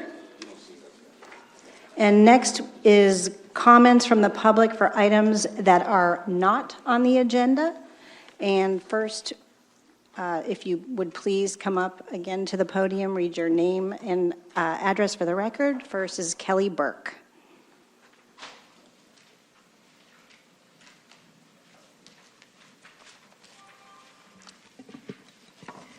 Good evening, Mayor and council members. I'd like to commend the council and staff on such a successful reopening of the Burns Road Community Center. I was there Saturday. I was touring. I was in the middle of people with the passports getting their stamps, and I got my commemorative bag from Bernie. And it was just so wonderful to see the throngs of families and seniors and the cross-section of our city going to the opening as I was leaving, because everybody wanted my parking spot. It's such a valuable asset to our city, and it's such a reflection of the commitment of this council and the previous council to enhancing the quality of life here. And I just thought that every once in a while, everybody needs an attaboy or an attagirl, and I just thought I would take this opportunity to congratulate you and the staff of the city.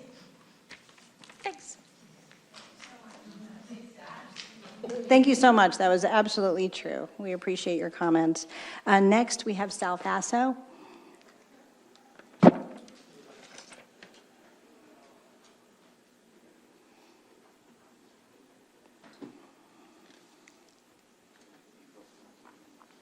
Good evening, and thank you for the opportunity to speak, Madam Mayor and Vice Mayor and the rest of the council members. It's nice to see you all again. My name is Sal Faso, and I live at 13805 Emerson Street in Palm Beach Gardens, 33418. That's Alton, in case you don't know. And I'm renting, so I'm not a taxpayer yet, Ron. Okay. Out. Anyhow, and I have one purpose on being here tonight. I want to talk about the North Lake Boulevard CSX closure project. And the reason why I want to bring it to your attention, I think it would be wise if you put together a strategy on when you think you want to communicate to the residents. I'm getting all kinds of phone calls and emails. I'm the president, as you know, of the North County Neighborhood Coalition. We have 20 communities and 66,000 residents, most of them in Palm Beach Gardens. And candidly, a lot of these comments are way off the mark. And let me back up. You know, what we're trying to foster is a bunch of teamwork. And I want to commend Chief Tape and Todd Engel, and I don't see Jimmy Ippolito, but Jimmy was participating in some of these conference calls and meetings that were held prior. And the whole objective we have as an organization is to try to foster teamwork. We need all the parties together to sit together, function as a team. Nobody wins, nobody loses. Public safety is the #1 item we're most concerned with. And whether it's emergency services, police, fire, ambulatory, residents daily going back and forth to work, there's 35,000 cars a day that go back and forth on North Lake Boulevard. And at this point in time, there is no plan. There's no agreed to dates as to when this is going to happen, who's going to do what. So with all of that being left up in the open, I know there's a big call tomorrow, which I'm going to participate in. I think there's 42 people are going to participate in this team's conference call. But it's the beginning, and we're trying to foster this teamwork so nobody, like I say, wins or loses, whether it's the county, the state, or CSX. We want everybody to be safe. So that's our focus as a residential organization. We trust, and as I said, Chief Pape and your team have been, and Jimmy have been very involved in it. So has the county, so has West Palm Beach. But we need, guess what? The CSX people to kind of come too. It's a team effort. It's not just one effort.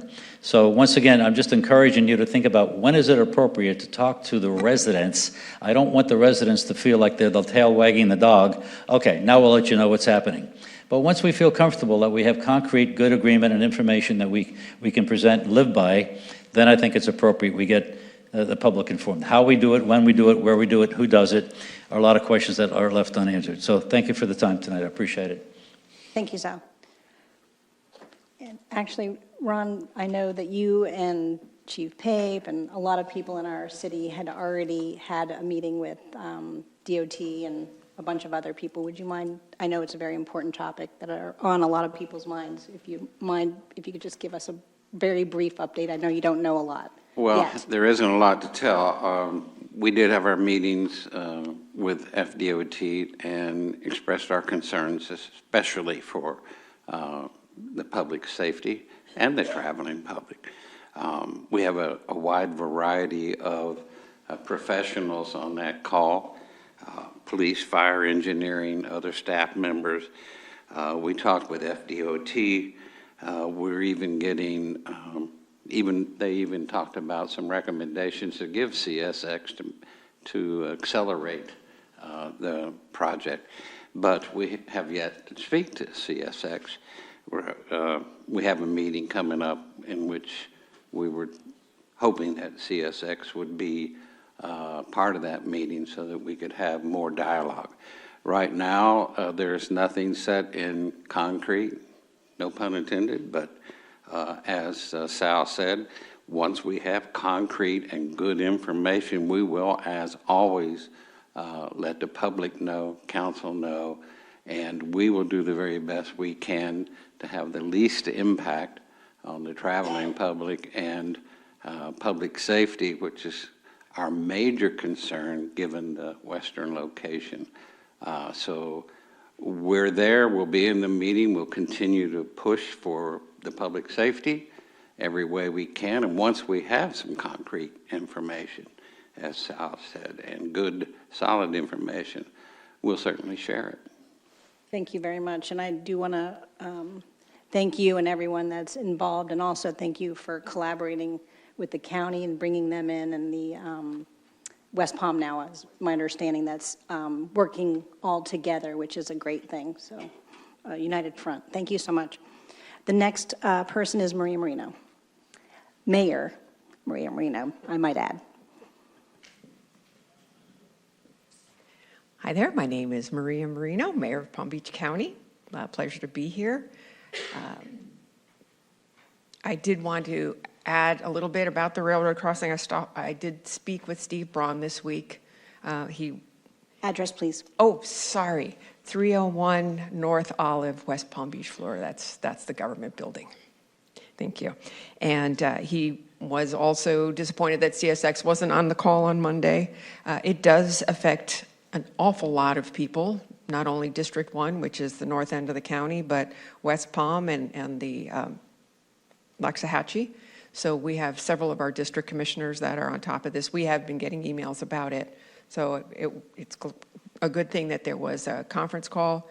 Again, CSX wasn't on the call, but I know that the county and the city and FDOT have come up with some suggestions, so hopefully at tomorrow's call, they can work it out, especially for emergency. So that was one thing I wanted to say. The other is, I just wanted to bring you all up to date a little bit. We are having our race for our county administrator will come to a close June 17th. We are doing private interviews on the 16th with each of the commissioners. The evening of the 16th tentatively scheduled at the convention center, there will be a discussion where the general public could come in and ask questions of the 4 candidates that are left. 6, then 5, now we're down to 4, all are local. And so if anybody wants to come to that, that will be at the convention center. There'll be a link on our website, on the county website, if somebody just wants to watch from home. And there will be a moderator, so it'll be just an even keel, ask each of the people that are in the running. Also, I wanted to say that on Tuesday's agenda, we have the Yay Countywide Transportation Master Plan RFP coming to a close, and hopefully signing a contract with WSP of USA. The contract is scheduled to run from July 1st to 2025 to October 1st, 2026. There are about 14 items that have a whole lot of other things that are involved in that, but hopefully we'll get the information that we need. And I just want to thank the city and all the other cities that have come on board and shared their information, because you can't do a global perspective unless everybody is involved. So thank you. And last, I want to say congratulations, Mr. Ferris. It was my honor to be up at the Florida City and County Managers Association to see you win your award. So well done. And thank you for being such a great leader and making all of us better electeds. Thank you. Thank you, Maria. And prior to our city manager report, we would like to share something and acknowledge Ron Ferris on a very prestigious award that Maria just a little bit stole the thunder, but thank you for the great segue, actually, that he won last week. There's a picture here. The Richard Simmons Lifetime Achievement Award is awarded to an exemplary individual who has served the profession or the Florida City County Managers Association with steadfast dedication, innovation, and the highest standard of excellence. This award is a memorial to Dick Simmons, a pioneer in the profession, past FCCM president, range rider emeritus, and a 50-year FCCMA member, and I think a West Palm city manager as well.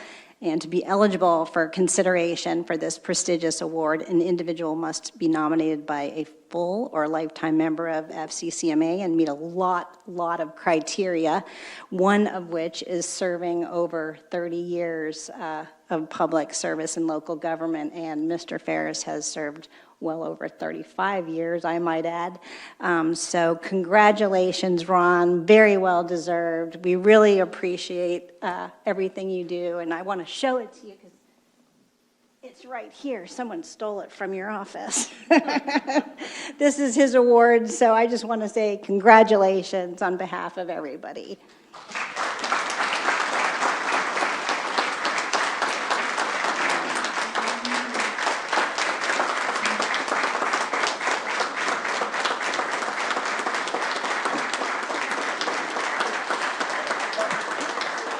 And now I'm going to get in trouble, I know, for doing that. He hates when we do this to him. Thank you very much. And like I said when I received the award, if all of the staff members that are out there would stand up, please. Stand up. Come on, all of you. The fact of the matter is, I'm worthless without all of these people doing what they do, and I thank you for doing what you do. I appreciate you very much. I like this. You complete me. Thank you. Great. And I will also mention, I did read today that John Bohm also won a Rising Star Award. So congratulations, John.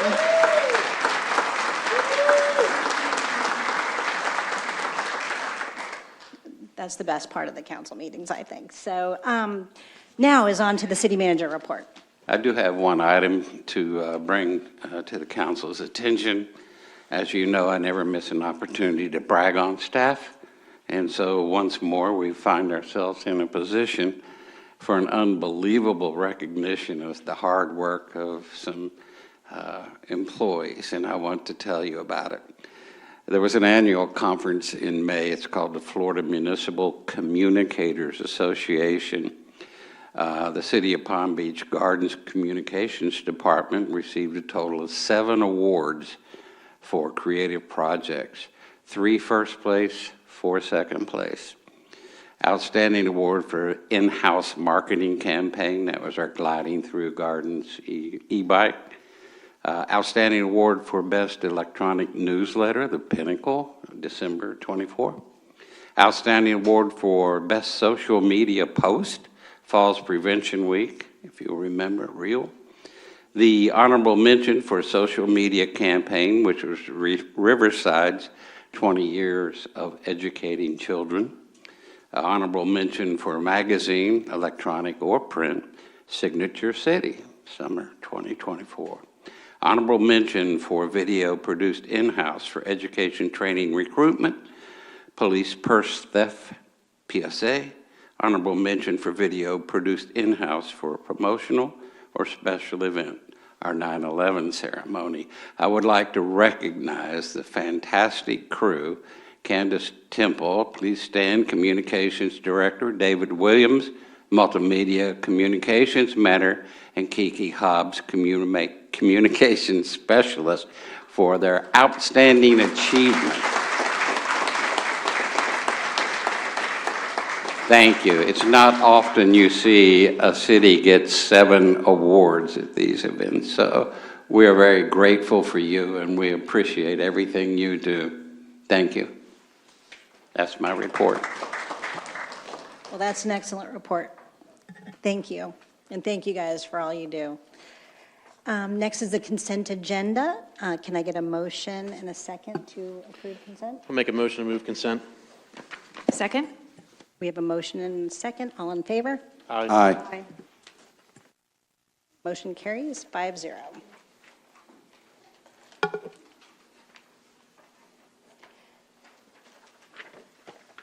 Okay, on to the public hearing portion. Tonight, we are holding quasi-judicial hearings on the following cases. Ordinance 5, 2025, second reading and adoption, Colony Plaza rezoning, Resolution 31, 2025, Colony Plaza reconstruction, Resolution 40, 2025, Avenir approval for site plan and major conditional use. This means that the City Council is required by law to base its decisions on the evidence contained in the record of this proceeding, which consists of the testimony at the hearing, the materials which are in the official city file on this application, and any documents presented during this hearing. The council is also required by law to allow cross-examination of any witnesses who testify tonight. Cross-examination may occur after the staff, the applicant, and other participants have made their presentations and will be permitted in order of the witness appearance. It is necessary that anyone who testifies at the hearing remain until the conclusion of the hearing in order to be able to respond to questions. If you plan to testify this evening, or wish to offer written comments, please fill out a card, which is located over there by the door, and give it to the city clerk. The city clerk will now swear in all persons who intend to offer testimony this evening on any of these cases. Do you solemnly swear to tell the truth, the whole truth, and nothing but the truth, so help you God? Thank you, Patty. So we'll start with Ordinance 5, 2025. Will the clerk please read the title?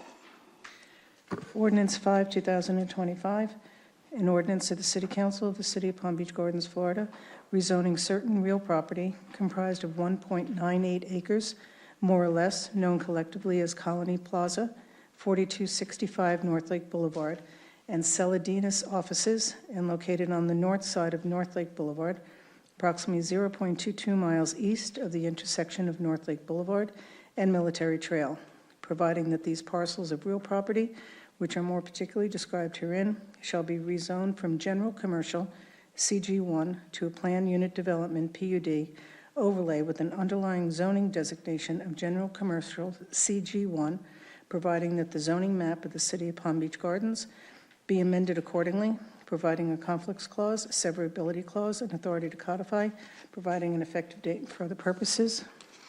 Resolution 31, 2025 is a companion item to Ordinance 5, 2025, and will require council action.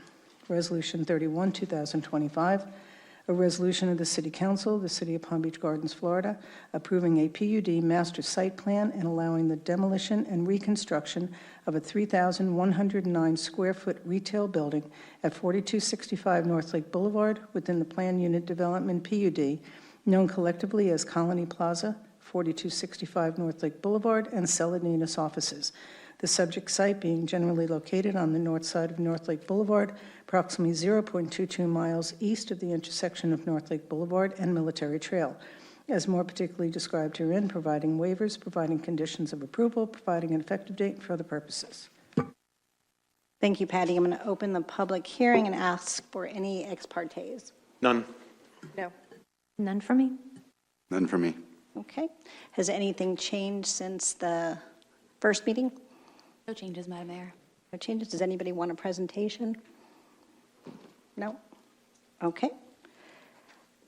And I do not have any cards on this subject, on this petition, so I'm going to close the public hearing and call for a motion. Madam Mayor, I'll move Ordinance 5, 2025, second reading and adoption. Second? Okay, we have a motion and a second. All in favor? Aye. Motion carries 5-0. Thank you all. Thank you.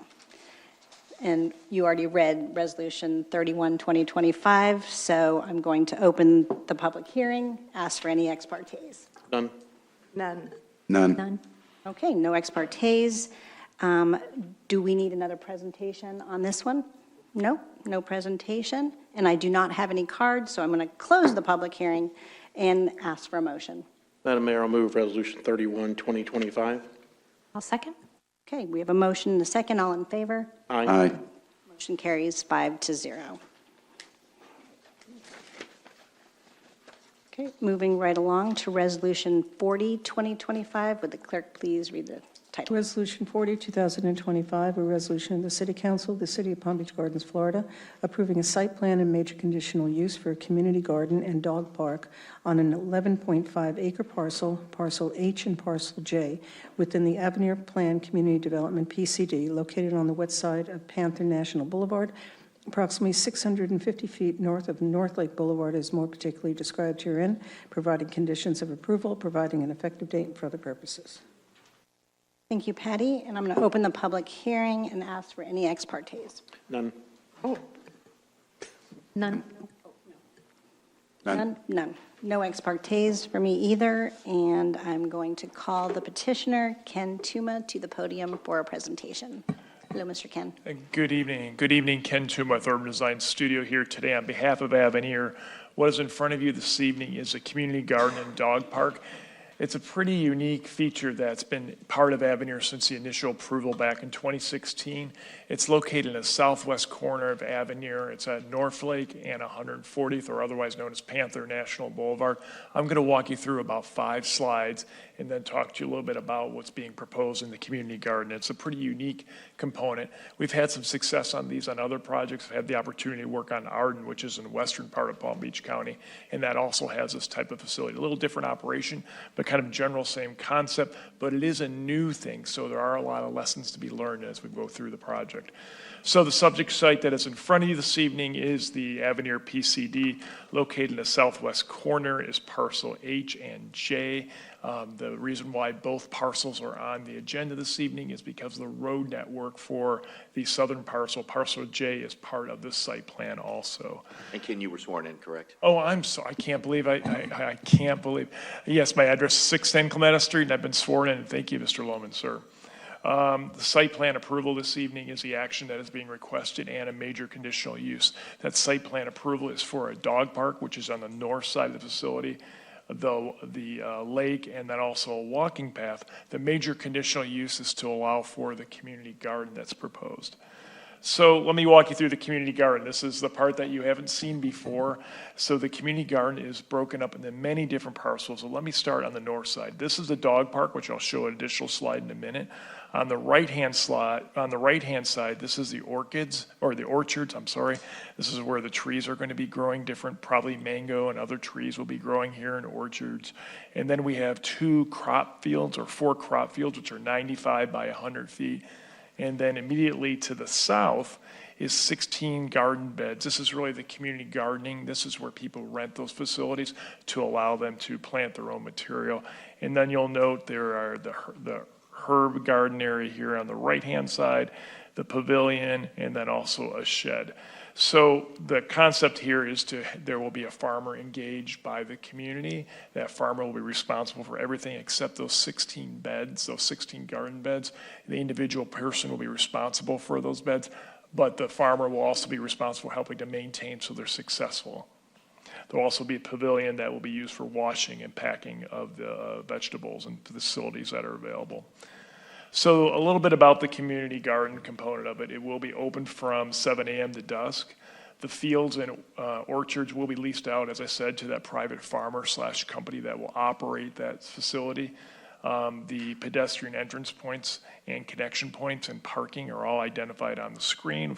Lots of connectivity, the roadway coming in. And then also visitors and residents are allowed to access this and access the pavilion associated with it. The 4 U-pick planting beds are where the herbs and vegetables are to be provided, and they're near the entrance point, and that's on purpose to make sure they're available. They will be U-pick, and then also there is a shared tool component. The residents will not be using motorized tools. They will get to use a shovel and the little scoops and stuff like that. All the motorized tools will be used by the farmer. And when you look at this, I just want you to put it in perspective. This is not a commercial farm that you think of. When I look at this thing, I remind myself that my brother-in-laws who own a pretty significant farm, this is 1 row of their planter. So but it is a unique facility in general for this area, and it'll be a great thing for the residents of Avenir. And then also other residents will have the opportunity to use it.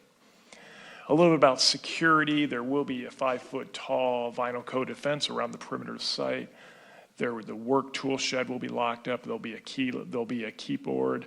And then, as I indicated earlier, the machinery will only be operated by the farmer or the caretaker. A way to look at this is when you get your grass mowed at your house, someone comes there with the equipment and mows and maintains it and then leaves. That heavy equipment will not be remaining on site. Only the hand tools and the smaller tools will be remaining on site. A little bit about the dog park. There'll be a small dog and a large dog park area. It'll be made of synthetic turf that's located here on the north side. You'll notice a significant landscape buffer here around the facility. And then also there's a pretty significant landscape buffer around the lake itself. The lake has several seating areas. There's an 8-foot walkway all the way around the entire lake. There's an preserve outlook looking over this beautiful area here on the western side. It's probably one of the better wetlands in the entire site, and it's got a great view looking to the west. There'll be littoral plantings associated with it. Landscaping, significant amount of landscape. I'm not going to walk you through the individual landscaping, consistent with what is in Avenir. And just a quick reminder about the buffers in Avenir. Along Panther National Boulevard, there is that required 40-foot that exists today. Then there's that additional 15 feet that all of the parcels have. That buffer will be planted consistent with the other buffers, and then you'll have the internal landscaping throughout the project itself. This is, again, a short presentation on parcel H and J, and the request in front of you is site plan approval and a major conditional use. Happy to answer any questions you may have. Thank you. Thank you. Anybody have a question for the petitioner? I do. So, Ken, it's exciting. So a lot of people have been waiting for this. Is there an estimation when they might start construction on this? I think if you give our approval tonight, we're coming in of engineering tomorrow, and the goal is to start it as soon as possible. That area's been cleared and leveled and ready to go. Okay. You mentioned earlier in your presentation that there were lessons learned from the Arden project. Can you share some of that? Of course, yeah. And part of it was expecting the residents to do too much. So that was really kind of the biggest thing. That's the reason why we kind of went with more of the community gardens and the raised bed, because the lessons learned, people weren't really good at planting row crops or anything else. It has to be easy, and people will do it. Okay. I'm sorry, I was just going to remind myself that I remember I saw Mr. Jablin here tonight, and I was reminded that he had a small outdoor garden in what is now the townhome community at Midtown, and it worked, but they learned a few valuable lessons also along the way. Okay. And the CDD is not running this. They're having a different company run this. A management company will be responsible for it, yes. Okay. And other people besides Avenue residents can access. Residents, of course, get first opportunity. If they don't take advantage of those, it'll be open to the public also. Okay. And there are set times that it's going to be open and closed? 7 a.m. to dusk, ma'am. Okay.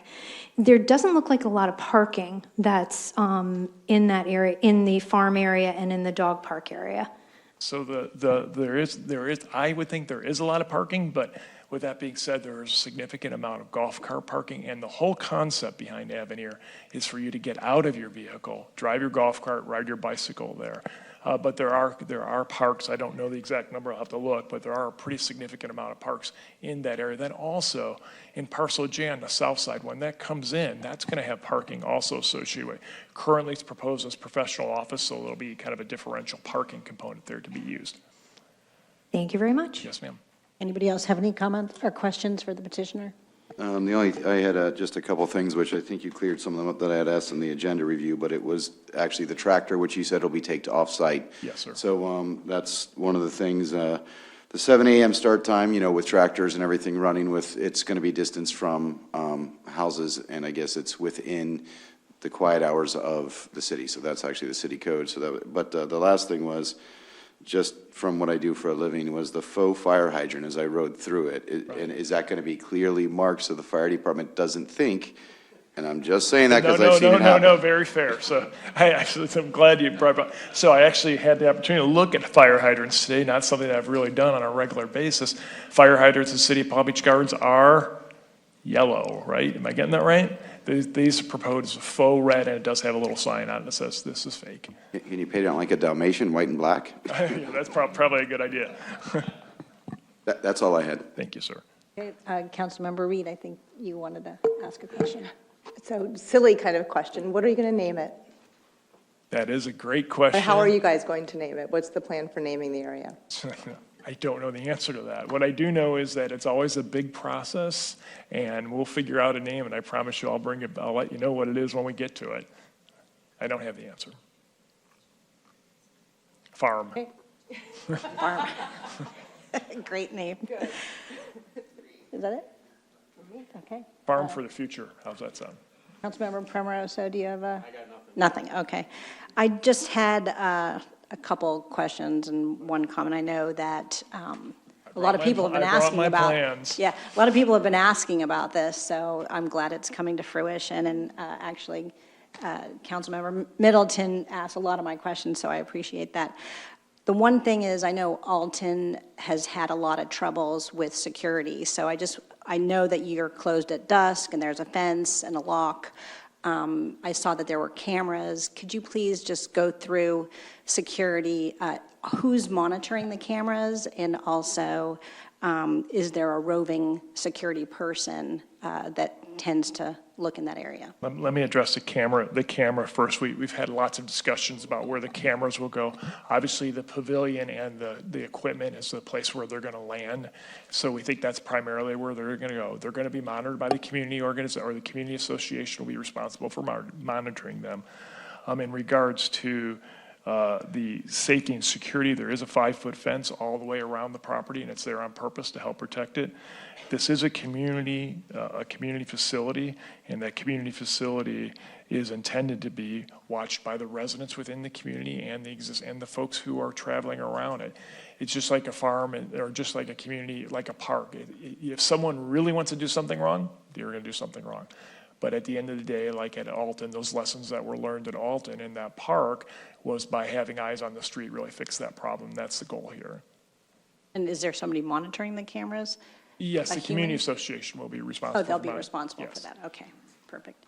And I saw the event area, and what type of events Sure, do you feel are going to be? Just for clarity, that's where we're kind of adjacent to on the west side. Correct. That event area is really intended for tents. So, for example, on a community garden, there'll be hopefully be events. The farmer will have events. He'll have people coming out to pick herbs, rosemary, thyme, whatever it may be, and they will have a tent set up and maybe food truck or something to maybe once in a while to come out just to do something unique to make sure that it's a really special place for the residents and there's unique opportunities for them to have something fun and different. The idea of this is to energize really younger children to be interested in what agriculture really is, and not when you go to Publix and go grab the vegetables, right? Yeah, sure, perfect. And then for the actual boxed resident area, do they pay for that? Yes, there is. In your next question, I don't know. Okay. But they do pay for it. I mean, it's like renting a small space, and the opportunity to those grow. And we don't know the cost yet. Okay. But we know we have 16 of them, and we're going to get them leased up, rented. Okay. And also, I just want to add, if it's very successful, there are room to expand those. We just thought that would be a good number to start with. Okay, very good, thank you. And does the staff have a presentation? Madam Mayor, no additional presentation. Staff recommends approval of the site plan and major conditional use, and Planning and Zoning also recommended approval unanimously at their May meeting. Okay, wonderful. I do not have any comment cards on this topic, so I will close the hearing and bring it to a vote. Can I get a motion? Oh, Madam Mayor, I'll make a motion to approve Resolution 40, 2025. Second. We have a motion and a second. All in favor? Aye. And motion carries 5-0. Next, we have Resolution 38, 2025. Would the clerk please read the title? Resolution 38, 2025, a resolution of the City Council of the City of Palm Beach Gardens, Florida, approving the Art in Public Places AIPP for buildings A, B, and C of the Port 32 Palm Beach Gardens Plan Unit Development PUD, generally located approximately 0.15 miles east of the intersection of PGA Boulevard and Prosperity Farms Road, as more particularly described herein, providing conditions of approval, providing an effective date for the purposes. Thank you, Patty. And I guess we have Miss Valentina. Yes, hello. My name is Presentation. Valentina Broglia. On behalf of Port 32 for the AIPP requirement, I have been sworn in, and I am with Urban Design Studios. So the site is 7.5 acres. It's just east of Prosperity Farms Road on PGA Boulevard, right at the intersection of the bridge. A little bit about the marina. So it was originally built in the 1970s.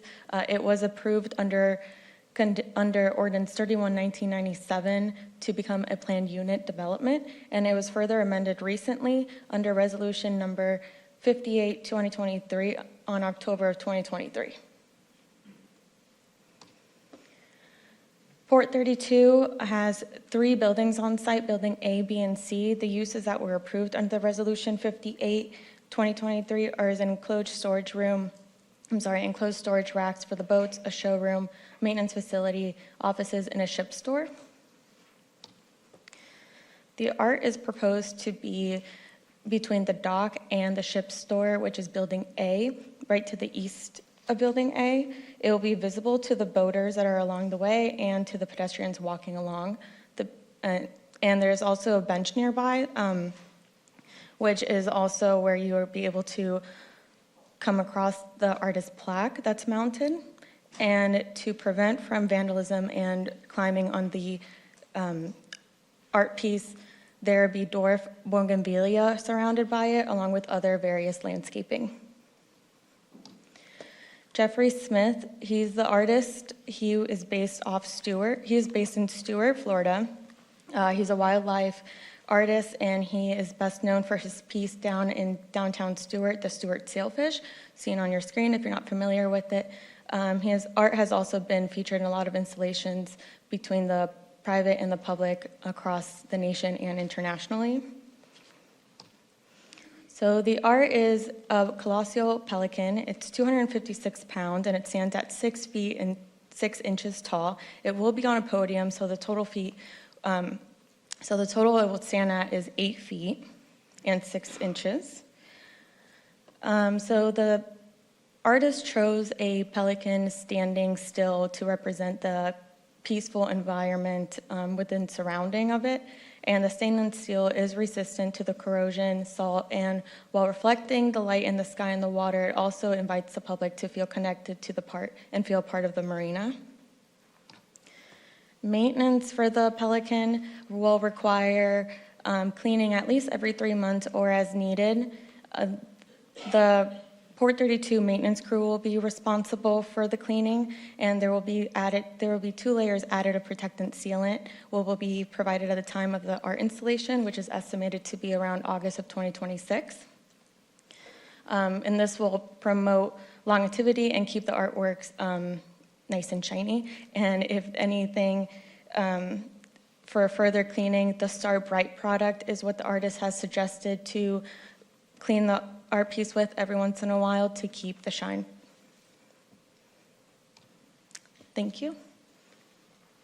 Thank you very much. Does anybody have any questions for the petitioner? I have a quick question. So the sculpture is there any vegetation around it? Are people going to be touching it, or? So the bougainvillea will be, it'll be a bed of bougainvillea right underneath it, so people will not be able to touch it. However, they will be able to come close to it and experience up close and envision themselves with the surrounding landscaping. There are a lot of landscaping around it. There's going to be date palms, seasonal annuals, and some lower level shrubs as well. And it will be lit from dusk to dawn with some LED lights. Okay, thank you. May I ask a question? Absolutely. Well, actually, it's not it's kind of a question. So it's an intact unit. It doesn't need to be put together on site. So how about when will we expect to see it there, as far as the time for build, and what's going to come first, the bird or the building? So Port 32 broke ground in March of just recently in March, and they expect an installation date of August 2026. Okay, anybody else have questions? Nope. Okay, thank you very much. I do want to recognize Eric Jablin and James Garvin, our AIPP volunteers. Thank you for being here, and also thank you for volunteering on AIPP. Do we have a staff presentation? No, Madam Mayor, staff does not have additional presentation or comments, and staff recommends approval, and the AIPP board also recommended approval during their May 15th meeting. Thank you. Thank you so much. And I do not have any comment cards on this. If there's no further discussion, then I'd like to call for a vote. Madam Mayor, I'll move Resolution 38, 2025. Do we have a second? Second. Okay, we have a motion and 2 seconds. I'd like to call it. All in favor? Aye. Aye. Motion carries 5-0. Thank you all. And next we have Resolution 39, 2025. Would the clerk please read the title? Resolution 39, 2025, a resolution of the City Council of the City of Palm Beach Gardens, Florida, approving Art in Public Places AIPP for replacement of the previously approved double helix glowing dots AIPP within Alton Town Center, generally located southeast of the intersection of Donald Ross Road and Alton Road in the Alton Plan Community Development PCD, as more particularly described herein, providing conditions of approval, providing an effective date, and for other purposes. Thank you. Mr. Brock, you have a presentation? Yes, good evening. My name is Alex Brock, and I'm here to represent Alton Town Center. Have you been sworn in? I don't think so, no. Oh, wait, that's true. I'm with the property owner. Forgot about that. So Alton Town Center is located on Donald Ross Road, just west of Central Boulevard, east of I-95 in the Alton community. The part of the property where our art is going to be located is on our water wall within the pedestrian plaza inside the shopping center. Previously, we had stainless steel panels. We had an approved AIPP piece on the water wall. These were stainless steel panels that were painted by muralist Amanda Valdez and then sealed and clear coated by a marine and automotive clear coat company. Several years ago, we noticed that there was some cracking and peeling in that paint. We consulted with a few different companies, and what we learned was over the number of years that they were on the wall, the water was able to work its way inside and behind the clear coat. And this was because the water was hitting them 24/7, and it was over an extended period of time, and that's kind of what caused that paint to fail. We spoke to them at length, and according to them, there was no really great way to prevent this from happening long-term in the future. And so we decided to remove the panels and kind of take a different direction and find a different artist and just a new direction there. So we spoke to Mr. Fuller. Mark Fuller has worked in the city for a long time. He's done a number of AIPP projects that were received well. And so just a little bit about Mark. Mark is an environmental, graphic, and industrial designer participating in the Public Art Forum since 1992. His pieces are highly stylized by research into the unique function, architecture, environmental, and cultural aspects that surround each project. His projects have been referenced by a spokesperson for the National Endowment for the Arts as a perfect example of what public art can be. And so that's what brings us to our piece that he presented to us. It's called The Gathering. And so when we met with Mark out on the site, we kind of looked around and we looked at, what we had on hand, and we had these large stainless steel panels from the previous piece, and we looked at our plaza and, our water wall, and, we love our water wall, and we really wanted to try and incorporate that into the new piece. And so what he proposed to us was utilizing the stainless steel panels that we had, but then covering them with a new brushed stainless steel panel, and then mounting a polished stainless steel fish onto these panels, and then mounting them onto the water wall. And then laying out the fish in kind of a fashion that looks like a school, but then also mounting them at various depths, so between 1 inch and 3 inch off of the panel, and so it kind of gives you this cool depth effect instead of it looking kind of flat and 2D. And so this is kind of a diagram of that, showing the different depths and the different sizes of fish.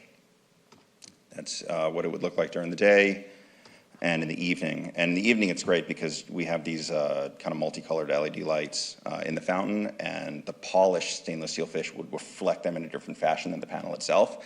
And so it just kind of gives it a cool contrast. And then Mark wanted me to read just a real quick piece, just a quick blurb from him about it. This new installation discards the original panel-to-panel display of a single fragmented DNA strand with a sympathetic, visually animated interpretation of a school of fish swimming from panel to panel. The individual fish in 3 sizes are randomly dispersed across 3 different layers, projecting beyond the individual panels. This provides added dimension and character to the overall school, as fish would spatially appear to be in front of or behind one another. The school of fish conceptually represents community, unity, cooperation, and the journey towards a common goal or destination. That's that. Okay, thank you. Thank you. Does anybody have any questions for Mr. Brock? Nope. Okay, no questions. I just wanted to bring up one thing I had seen, and which I liked, is that they're cleaning it up without having to be asked, but that staff's keeping track of things, which I didn't realize, to make sure that when people bring these things in the future that are going to deteriorate, that you already set the example of, they're going to make sure that things don't get approved in the future with those materials and water. So I thought that was good to know. Yeah, we wanted to try and pivot away from the paint and water combo. Didn't work out great. Awesome, thank you. May I say something? Absolutely. Before you go, I just want to say thank you so much for telling us the story of how that happened, actually, because we were just looking at it as art. So, and story actually matters as well, so we appreciate that. We wanted to try and be as transparent as possible for the No, process. and thank you for investing in making sure that you didn't have, panels that weren't reflective of the city. So, thank you. Awesome, thank you. And does staff have a presentation? No additional presentation, Madam Mayor, or comments, and staff recommends approval, and AIPP Board also recommended approval during their May 15th meeting. Thank you. Okay, great. Since there's no further discussion, I'd like to call it back for a vote. May I have a motion? Madam Mayor, I'll move Resolution 39, 2025. I'll second. We have a motion and a second. All in favor? Aye. Aye. Motion carries 5-0. And moving on to Resolution 42, 2025. Would the clerk please read the title? Resolution 42, 2025, a resolution of the City Council of the City of Palm Beach Gardens, Florida, approving Art in Public Places AIPP for Building D of the Donald Ross Village Plan Unit Development PUD, generally located on the south side of Donald Ross Road, approximately 0.18 miles east of Central Boulevard, as more particularly described herein, providing conditions of approval, providing an effective date for other purposes. Thank you. Mr. Polachek, is that how you say it? Yeah. Good evening, everyone. My name is Sam Polachek. I'm joined by Nicole Plunkett with Kotler and Hearing. We're here today on behalf of AFT 2022 LLC to request approval of the Equal Justice for All mosaic mural to fulfill the AIPP requirements for the law office at Donald Ross Village as part of Resolution 46, 2023. The property owner is AFT 2022 LLC, also known as the RDCY Law Firm. The artist on this project is Sherry Bosella. Sherry is a talented artist out of Orlando, Florida, that's been doing mosaic murals for about 15 years. And as you can see from the slide above, this would not be her first time doing public work. I've also included a slide with some examples of her previous public works. The proposed artwork is a depiction of Lady Justice, a renowned symbol of law. The tiles utilized will be a combination of both handmade and commercial. The total area of this artwork will be about 350 square feet. The mural is proposed to be positioned on the northwestern entrance of the building and will be visible to vehicular and pedestrian traffic entering and exiting the plaza from Donald Ross. The renderings shown provide a perspective of the western and northwestern facade, once again displaying the pedestrian visibility of the artwork from the exit and entrance of the plaza. The proposed plaque will be positioned at the bottom right corner of the work and be placed at a height for all to see. It will be noted that the work is part of the city's AIPP collection. And as you can see, we well exceed the AIPP cost requirement set by the city, and this has received approval from the AIPP board last month. Thank you for your time and consideration. Please let me know if you have any questions. Thank you. Does anybody have any questions for the petitioner? The only comment I have is not too many times people come in with 3 times the required amount being spent. So it's impressive. So thank you to the firm there. Anybody else? No? Okay, I love this piece of art, and I live across the street, so I can't wait for it to go visit it, so I appreciate it, but yes, and also for the same comments that Councilmember Primrose I had, very, very impressive. Thank you. Does the staff have a presentation?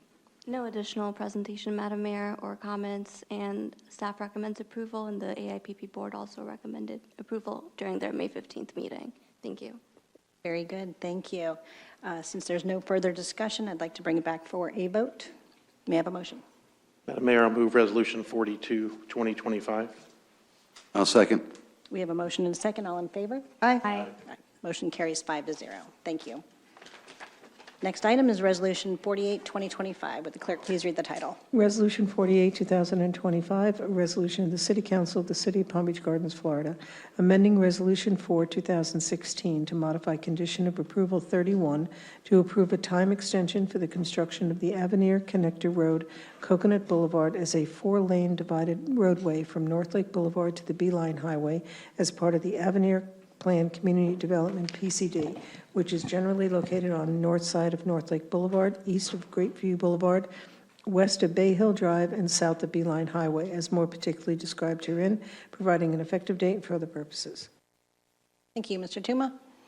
Good evening again. Ken Tuma with Urban Design Studio, address 610 Clematis Street, West Palm Beach, Florida, and I've been sworn in here today on behalf of Avenir, and the request that is in front of you is to modify condition of approval.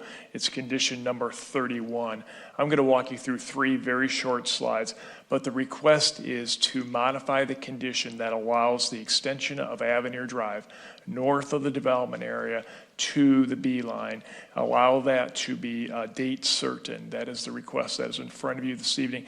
And I quite enjoyed the conversation about the CSX crossing that you were discussing a little bit earlier, because that's been our problem since 2013. So let me walk you through kind of what's in front of you. On the screen in front of you, Avenir, or Coconut, I'm sorry, I called it Avenir, I can't believe I did that. Coconut has been constructed from North Lake Boulevard to the edge of the development area. The proposal will extend Coconut all the way to the Beeline Highway. This has been in planning since 2013. The Resolution 4 specifically states that prior to the issuance for any development in Phase 2 is identified in condition to the construction of the Avenir Connector Road, that what is now known as Coconut, is shown on the PCD master plan, shall be constructed from North Lake Boulevard to Beeline as a 2-lane road. So starting way back in 2013, a lot has changed since then. The road was modified, as you know. The city requested and the developer agreed to construct it as a 4-lane road. That road is under construction. As a matter of fact, a permit was issued for the road last week, and I will show you a picture on the next slide about what is happening out there today. There has been a significant amount of negotiation with CSX starting way back in 2013. That permit took many, many years, and we used a lobbyist to finally get that through at the end. And it has been approved, and that is ready to begin that portion of the project. We also have been coordinating with FDOT for the intersection at Beeline and Coconut. It's a complicated intersection. There's also been permitting with South Florida Water Management District and the Army Corps of Engineers. But the request in front of you, identified in the screen, is to modify that condition. Now this condition is no longer relying upon permits. There is a fixed end date associated with it as December 5th of 2026. At that point, the road needs to be complete, or you will see me again requesting an extension from time. It is a construction project. There are a lot of unknowns in it, but Tanya McConnell's here, and she's handling that for the developer, and has been very detailed into the engineering plans. And the next slide shows you this is what happens since you've released a permit. The clearing was done before that. You'll notice the roller. This is right at the edge of Coconut, where it stops right at the pump stations on the left-hand side. Pulte's on the right-hand side, and you'll notice the roller there already compacting the road base. You'll see the backhoe in the background. That backhoe, or that track hoe, is actually sitting where one of the crossings go. If you recall, during the original approval, there are crossings, there are critter crossings, people crossings, and then also there is an additional bridge on the north end. So a lot has happened within the last week, and previous to that, Avenir did do the clearing at their own risk. So the road is definitely moving forward, full steam ahead. Ms. McConnell is here. She can answer any more specific questions, but we have a goal, we know our date, and we're going to try our best to make it. We're feeling very confident about it. Thank you. Okay, thank you. Does anybody have any questions for the petitioner? I had asked some questions in the agenda review also, but I think it was just because seeing another extension on this agenda item tonight, I was worried if it was an intentional delay, and it's not. It's to make up in case there's more tornadoes or anything else. So, but I do appreciate you coming in early with a progress report and to ask for an extension right from the beginning after you've already started work. So thank you. Thank you, sir. Appreciate it. Anybody else? No? Okay. Do we have a presentation from staff? No additional staff presentation, Madam Mayor. Staff does recommend approval of Resolution 48, 2025. Thank you. Well, this is a perfect, a perfect reliever road, and because we heard about the potential closing of North Lake and Beeline, this is too bad this isn't there now, because that would really help us out for public safety. But this is very, very important, so I appreciate the 4-laning as well. So with that said, I would like to call it back with no further discussion for a vote. I'll make a motion to approve Resolution 48, 2025. Second. We have a motion and a second. All in favor? Aye. Motion carries 5-0. Thank you. And next, we're moving on to Resolution 49, 2025. Would the clerk please read the title? Resolution 49, 2025, a resolution of the City Council of the City of Palm Beach Gardens, Florida, amending Resolution 46, 2022 to modify condition of approval 22 to approve of time extension for the completion of the patio within the Avenir Town Center, which is generally located northeast of the intersection of North Lake Boulevard and Coconut Boulevard, as more particularly described herein, providing an effective date for the purposes. Thank you. Mr. Tuma. Good evening, Ken Tuma with Urban Design Studio on behalf of Avenir. The request in front of you is the opportunity to allow for the Paseos, which is the main component of the town center, to have a different end date than what the original approval was. The original approval was prior to the first CO. Well, ladies and gentlemen, I will tell you, if Milton was here, that wouldn't have been here. That would be open today. But obviously, because of the buildings and the structures adjacent to the Paseos, that area has been torn down and it will be under construction. The good news is, it appears that Building 6 will be the first building constructed. In fact, I just asked Nick who the tenants were, and he said, well, maybe a bank, maybe a pizza place. So I kind of said, well, a lot of dough then. So Building 6 potentially will be a restaurant and a bank facility. And let me show you kind of what's happening. This is Paseos here, identified in green on the screen in front of you. If you recall, this is a very unique design feature connecting the two parcels of land together, and also making sure that the town center has a lot of great walkability and connectivity. The Building 6 that I identified over here on the right-hand side is under construction. Looks like that's going to be the first one right now, but you never know. One of the other buildings could take lead as we move forward, but it won't be done before the building will be done before the Paseos. So that's the reason why we're here this evening. Hurricane Milton obviously hit on October 9th. Those of you recall a couple pictures of what happened out there. Buildings 1, 2, and 3 were unsafe and have been demolished, and the rest of the structure is under construction. So the request is to change it from the issuance of the first certificate of occupancy to place a specific date on it that would be July 1st, about a year from now, 2026, with the opportunity to have one extension if something else happens. Appreciate your time this evening. We have your staff recommendation approval. This item did not go to the planning board. Thank you. Thank you. Anybody have any questions for the petitioner? No, it did look great before Milton. I mean, it really was looking beautiful, so. And Nick's heart was broken and Tanya's heart were broken when it got trashed. There were a Oh, lot my of effort gosh. went into getting that. And if you were out there during the construction, you've never seen anything more survey stakes. And I mean, it was the craziest thing. Yeah, so I'm excited to see things moving forward and keep it going, so thank you. No problem. Yep. Yeah. Thank you. Nobody else? Okay, with all that said, no further discussion. Does staff have a presentation? Madam Mayor, no presentation from staff. Staff does recommend approval of Resolution 49, 2025. Thank you. Okay, I'll call it back for a vote. I'll make a motion to approve Resolution 49, 2025. Second. We have a motion and a second. All in favor? Aye. Motion carries 5-0. Thank you. Now we are moving on to items for council discussion, and the first is our city manager evaluation. Who would like to start? Bert, would you? Councilmember Primrose, would you like to start? I'll start, yeah.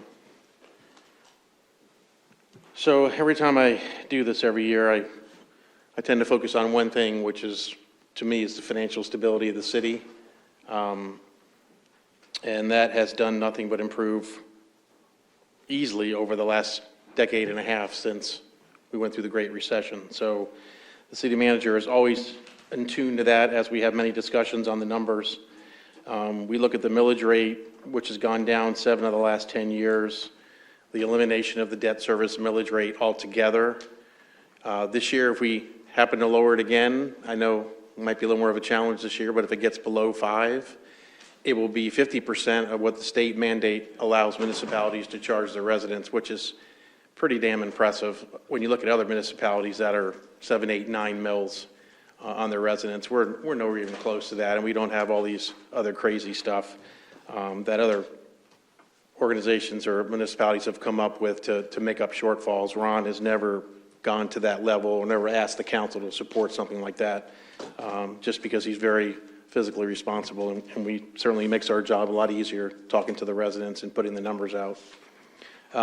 As I mentioned earlier, diversification of our tax base is critical. We have a lot of residential going up in our city for sure, but we need commercial projects and sizable ones we have now going up on the books, kind of diversify that tax base to give us additional revenue that we need. So as residential gets built out, which I know is 10, 15, 20 years away in the city, the commercial base will continue to support the uprising needed to fund police and fire, recreation, and all the services that we offer in our city. The resident services that we have in place is really second to none for the things that we do to expand what we have and what we grow upon, and Ron is involved in that from day one with his management team on all avenues. So When he says it's a team approach, he really does mean that. I know you guys are in on a lot of meetings, you're in on a lot of discussions, you're in on new projects, you're in on new events that could affect our city.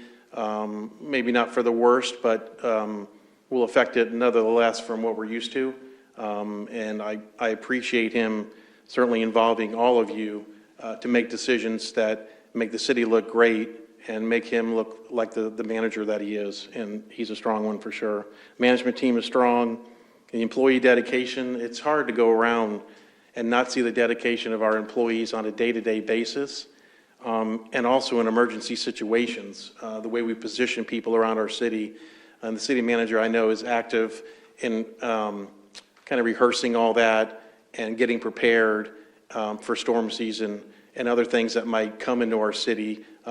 He is not hands-off in any means. He's certainly involved and engaged to protect the city and protect our residents. So I commend him from that as well. Beautification of our city, as you see some of these new art pieces tonight. You know, Ron comes up with different ideas. I remember a lot that he came out with during the Great Recession with the health clinic and other areas to cut costs, to basically offset what we were losing on the revenue side from the taxes.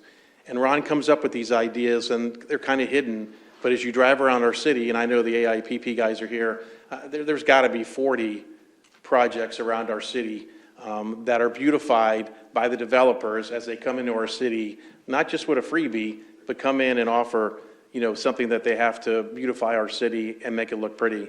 And his thought process on a lot of these ideas and working with staff and their teams to make others pay as they come in and work into our city is unique. I think a lot of times city managers won't do that. I think there's, you know, opportunities for us to do more, but I think he does a lot now with a lot of the things that are going on to keep this city moving forward, keep handling what we need to for the growth. And I commend him on all areas. He stays in touch with us. I don't really get involved in the day-to-day operations. I don't think that's the role of the council. Our job is to make policy, make decisions, and then as needed, we get with the city manager and figure out issues that are going on and how we can help resolve. So I thank Ron for what he does. It's not an easy job. I certainly wouldn't do that job. There's no way. After seeing poor John, the banker, get beat up tonight, I'm in the same boat as him sometimes when I'm out there talking to people and presenting deals. It's not easy. But for Ron's job, it's a constant critiquing, probably every day, no matter where he is, inside or outside of this city. And I commend him for a lot of the stuff that he's done to beautify where we are and what he brings to the city. So thank you. May I? Yep. All right, Mr. Ferris. So first of all, you know someone's a leader when the second they are congratulated, they turn to their team. You never say I or me, ever. And that was a lesson I learned from you right away. And thank you for that. You've been an extraordinary mentor. But beyond what we might feel, what really matters is data, because we'll all come and go. And luckily, we got this on our desks today. This is exhibit number 1, fiscal.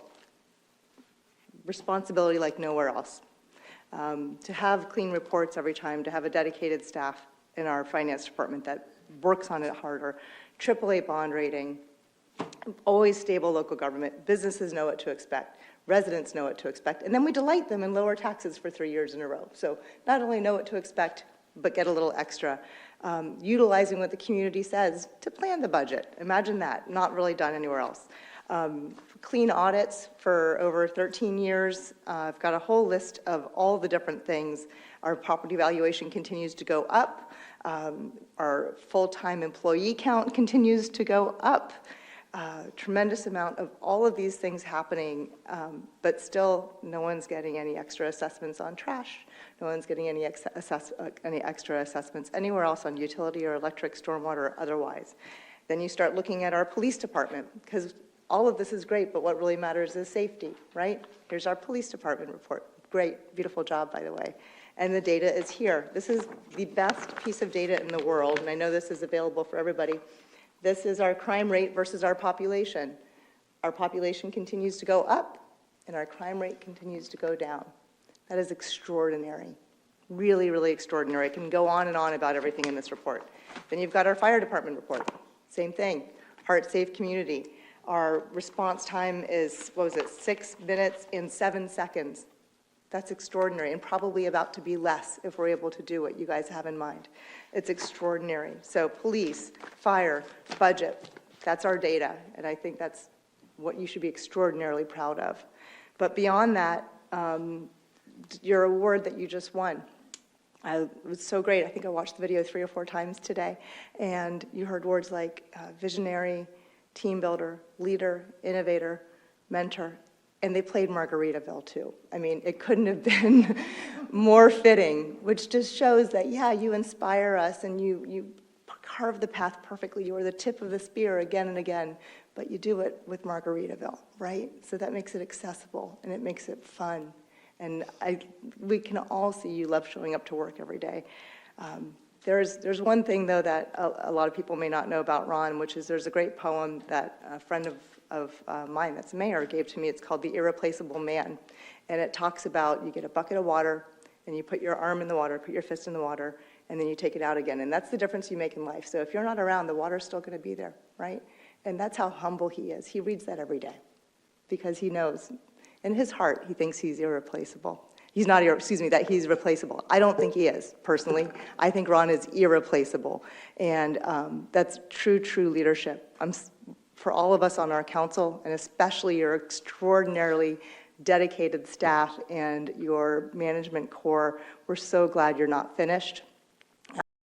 Said that you're not hanging up your spurs, that providing services to the people you represent is what you truly love. And there is no other leader, no CEO, anyone that ends every staff meeting with, "I love you guys." And that's amazing. That's something our residents don't see, but you can hear it in the voices of everyone on your staff and everyone in management as they are loved, they are heard, they are respected, and every single department head has been here forever. And that also is another piece of data that is a testament to your leadership. So thank you, sir. Please do not ever hang up your spurs. Dana? It's really hard to go after that, and I'm running out of words because they've taken all my words. So the message is consistent. You know, Ron, you continue to be informing, educating, you solicit feedback from staff and from me and our mayor and council members. I've had the opportunity to speak to several department heads and leaders, and there is a consistent theme of feedback that everyone's grateful to work for the city. There's a positive culture. The culture is extremely positive. You set high expectations, and decisions are put out to department heads, and you empower the team to make decisions, and you support the growth and development of staff. And it's so impressive how much we've accomplished under your leadership. Your staff and our staff, the devotion, longevity is apparent. Everyone's been here for a long period of time, and I believe is a true testament of your leadership. And we, the city, are lucky to have you. As part of being a good leader, there should be a succession plan in place, which there is, and you've done a good job in building the bench strength in the team as part of the overall thinking of succession planning, and we should continue to encourage this. As an example, there are a lot of significant projects that have been taking place and been completed over the past year, and a lot of them have been mentioned in the audit, the clean audit. We keep mentioning the clean audit. Burns Road Community Center, the Riverside Playhouse replacement, the pool renovation, Sandhill Crane, Fire Station 6, the medical center, Alton Medical Center that's happening, FPL, everything Avenir, Artistry, Miraflores, and the ones that we've annexed in over the past year. So, and not to mention the many, many awards and accolades that our police and fire rescue and operations and finance receive, and marketing daily. You know, we should be so proud and so proud of your leadership. Thank you, Mr. Ferris, for all you do, and I'm proud to be part of this team as well. So thank you. Councilmember Kemp.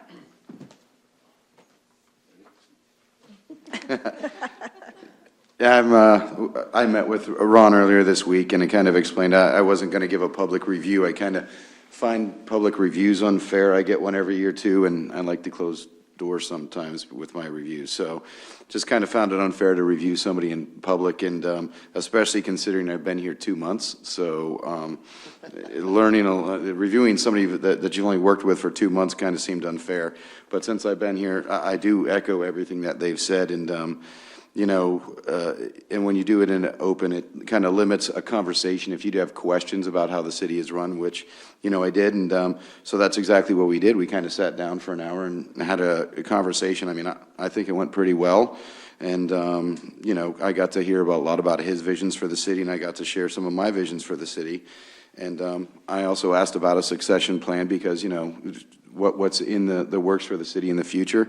And I can tell you, he said he has one in place, but it'll take a gurney to get there. So I did when he said that. That was one of the things during our review that lit up to me. That was a question. We kind of were just talking around for an hour, and when I asked him, I think the words were, he's not a spring chicken. He didn't like that either. But when I said that to him, he lit up with passion for the city and kind of just explained about this is his life, and that's kind of how he put it to me. And that was one of the most impressive things from that meeting that I got, and it was truly said with passion. So I'm looking forward to a future relationship and keeping some open dialogue and the conversations going, and hoping to learn from you. Like they said, they've all learned, and I think Chelsea said made her govern better. So I'm looking forward to learning that also, and that's it. Thank you. I actually like going last. I don't have as much to say, but I will sum it up by saying, Ron, that you definitely have provided exceptional leadership for sure. That award, that exemplary award, is just shows that. And over many years, you've guided our city with professionalism, integrity, and your heart for sure. And I know that, and I think everyone knows that, including staff. And I think that's the best part about you, is you have your heart and soul in the city of Palm Beach Gardens for sure. And under your management, the city has remained fiscally responsible, very strong, as Councilmember Primoroso mentioned. Operations totally efficient, and very consistently well run, in my opinion. And our facilities, like the Burns Road Rec Center is an example. We just saw that Saturday. What an amazing facility. And, kudos to staff, but kudos to your leadership for that as well, knowing that we definitely needed that in our capital improvement plan to renovate, and it was getting a little bit tired, and, you and your team saw that, and you made it come to fruition, and I think the community is going to really benefit from that and all the other improvements that we've made thus far. And by far, your 35 years of experience plus to public service, dedication to public service, has made a lasting and positive impact on our city. And thank you. I agree with everything, and I think with what's happened with the county, succession planning obviously is something that we don't want what happened, that happened so quickly and in that manner to happen in our city. So I appreciate the conversations. I did also have a conversation with you about that, and I appreciate that, and I appreciate the plans, and I absolutely appreciate the staff and the department that we have, in every department, all the people that we have.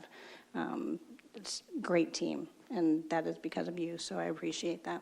Thank you, and I think we're done with that. Does anybody else have any questions or anything else for council discussion? Oh, for council discussion? Yes. Anything else for Ron? Anything else for Ron? Nope. Council, any other? Unless you'd like to say something, Ron, you're more than welcome to. It's your review. Well, you know how I am. Thank you all very much for your compliments, and you're right. I had 20 years career in Parks and Recreation and 35 so far in this profession as well. And like you've already recognized, I'm only as good as the people that work with me and the support that I get from council. So I appreciate your comments. It means a lot to me. Like I said, if it wasn't for you guys, I couldn't do what I do, so love y'all. Thank you. Okay. That's hard to top, so anything else for council discussion? Just a couple things. On June 25th, there's a panel that the Chamber is holding. It's actually, unfortunately, at the same time as the Palm Beach County League of Cities meeting, which will be held in Palm Beach Gardens. But nonetheless, one of the things that will be highlighted, it's called Shaping Your Brain, but one of the things that will be highlighted will be our amazing HR team here in the city of Palm Beach Gardens. And Cheryl, thank you so much for all of the information, and to Brooke and everyone else. So if you have the opportunity to either clone yourself and go both to the lunch for the league, and I'm immediate past president, I won't even be there, I'll be at the chamber lunch. So maybe, hearing about our city's amazing offerings would be really intriguing for you. And then I think that's it. I can't read without my reading glasses, so I know that's coming up. But and then also looking back, I know it needs to be mentioned, the Home Rule Heroes for 2025 came out from the Florida League of Cities, and we had 3 in Palm Beach Gardens, which was more than they had anywhere else in the whole state in one city. So I want to congratulate our city attorney, Max Lohman, as well as our deputy city manager, Lori Lavieri, for their amazing work this year in the state of Florida. So didn't want that to get passed up. And then also there's just a lot going on, and from just honored to be a part of all of it. So thank you. Thank you. Councilmember Primrose, do you have anything? No. Councilmember Kemp. No, I had mentioned last month that they're giving me kind of an orientation, and I got to see the fire department and public works last month, and this month I was lucky enough to get a tour of the police department and their training facility. And I've got to tell you, I've been in public service too and around police departments, and when I say that, when I saw the training center and all the equipment, the dogs, I was kind of taken back. It was impressive, and I was truly shocked at everything you guys do, not only for things that we see daily and things I could have imagined, but things I would have never thought of. So it goes a lot to saying stuff towards the chief, but also towards the guys in the field that have to learn all these new things and work all these things, but they are way advanced of anything I could have imagined, and I really appreciated that. It was pretty cool. But another little thing that happened today that I was bringing up for a specific reason, but DeSantis was in town today to sign a bill for firefighter health and safety. And one of the biggest things on that bill was bringing the firefighter schedule down to a 42-hour work week. And I kind of wanted to give the council a shout out that you guys did that 18 months ahead of it being required by the state or recommended by the state. So thank you for taking care of the firefighters and giving them a 42-hour work week. It really makes the department stand out. And he came down here to Palm Beach Gardens to sign it at PGA National, so it was pretty cool to see him. One of the cool things about, like I had mentioned about the police department, but being there with the governor and everything, of course, the SWAT team and some of the officers ended up doing the security detail for the audience and everything. And it was pretty neat to see them in action right after I'd gotten the tour and know some of the guys. And I can't tell you how professional they were and how well done. And, there were some funny things that I got to see because some of them were hidden in the crowd, and but it was pretty neat to just see how they handled things professionally. One of the biggest things that stood out to me, Chief, was they came up to me and introduced themselves, the unmarked guys, and said, "This is who we are. This is where we'll be. If something happens, one of us will come get you, or you find us." So it really felt really safe. And I appreciate that they did that. So thank you very much, and that's all I got. Councilmember Middleton, do you have anything? Okay. I just wanted to briefly mention that in an effort to continue with Councilmember Reed's efforts in collaborating with the county, our staff and the state, I should say, our staff set up a meeting for me to meet with DOT, our engineer, our city manager, our county mayor, just to talk about just an initial conversation about the many concerns our residents have that were brought to me during the election cycle. I had over 100 emails all related to traffic, whether it be the city, the state, the county, consolidated all of that, and just to kind of go over that and hope for collaboration efforts. And if anyone has any comments or questions you'd like me to bring up, I'm happy to bring it up, and then give you a full update at the next meeting. You can share that with me. And that was it for me. Thank you. So move on to the city manager, the city attorney report, sorry. Just want to congratulate you guys on handling a very difficult topic this evening, and I do not have any report. Okay, thank you. And I guess the meeting is adjourned.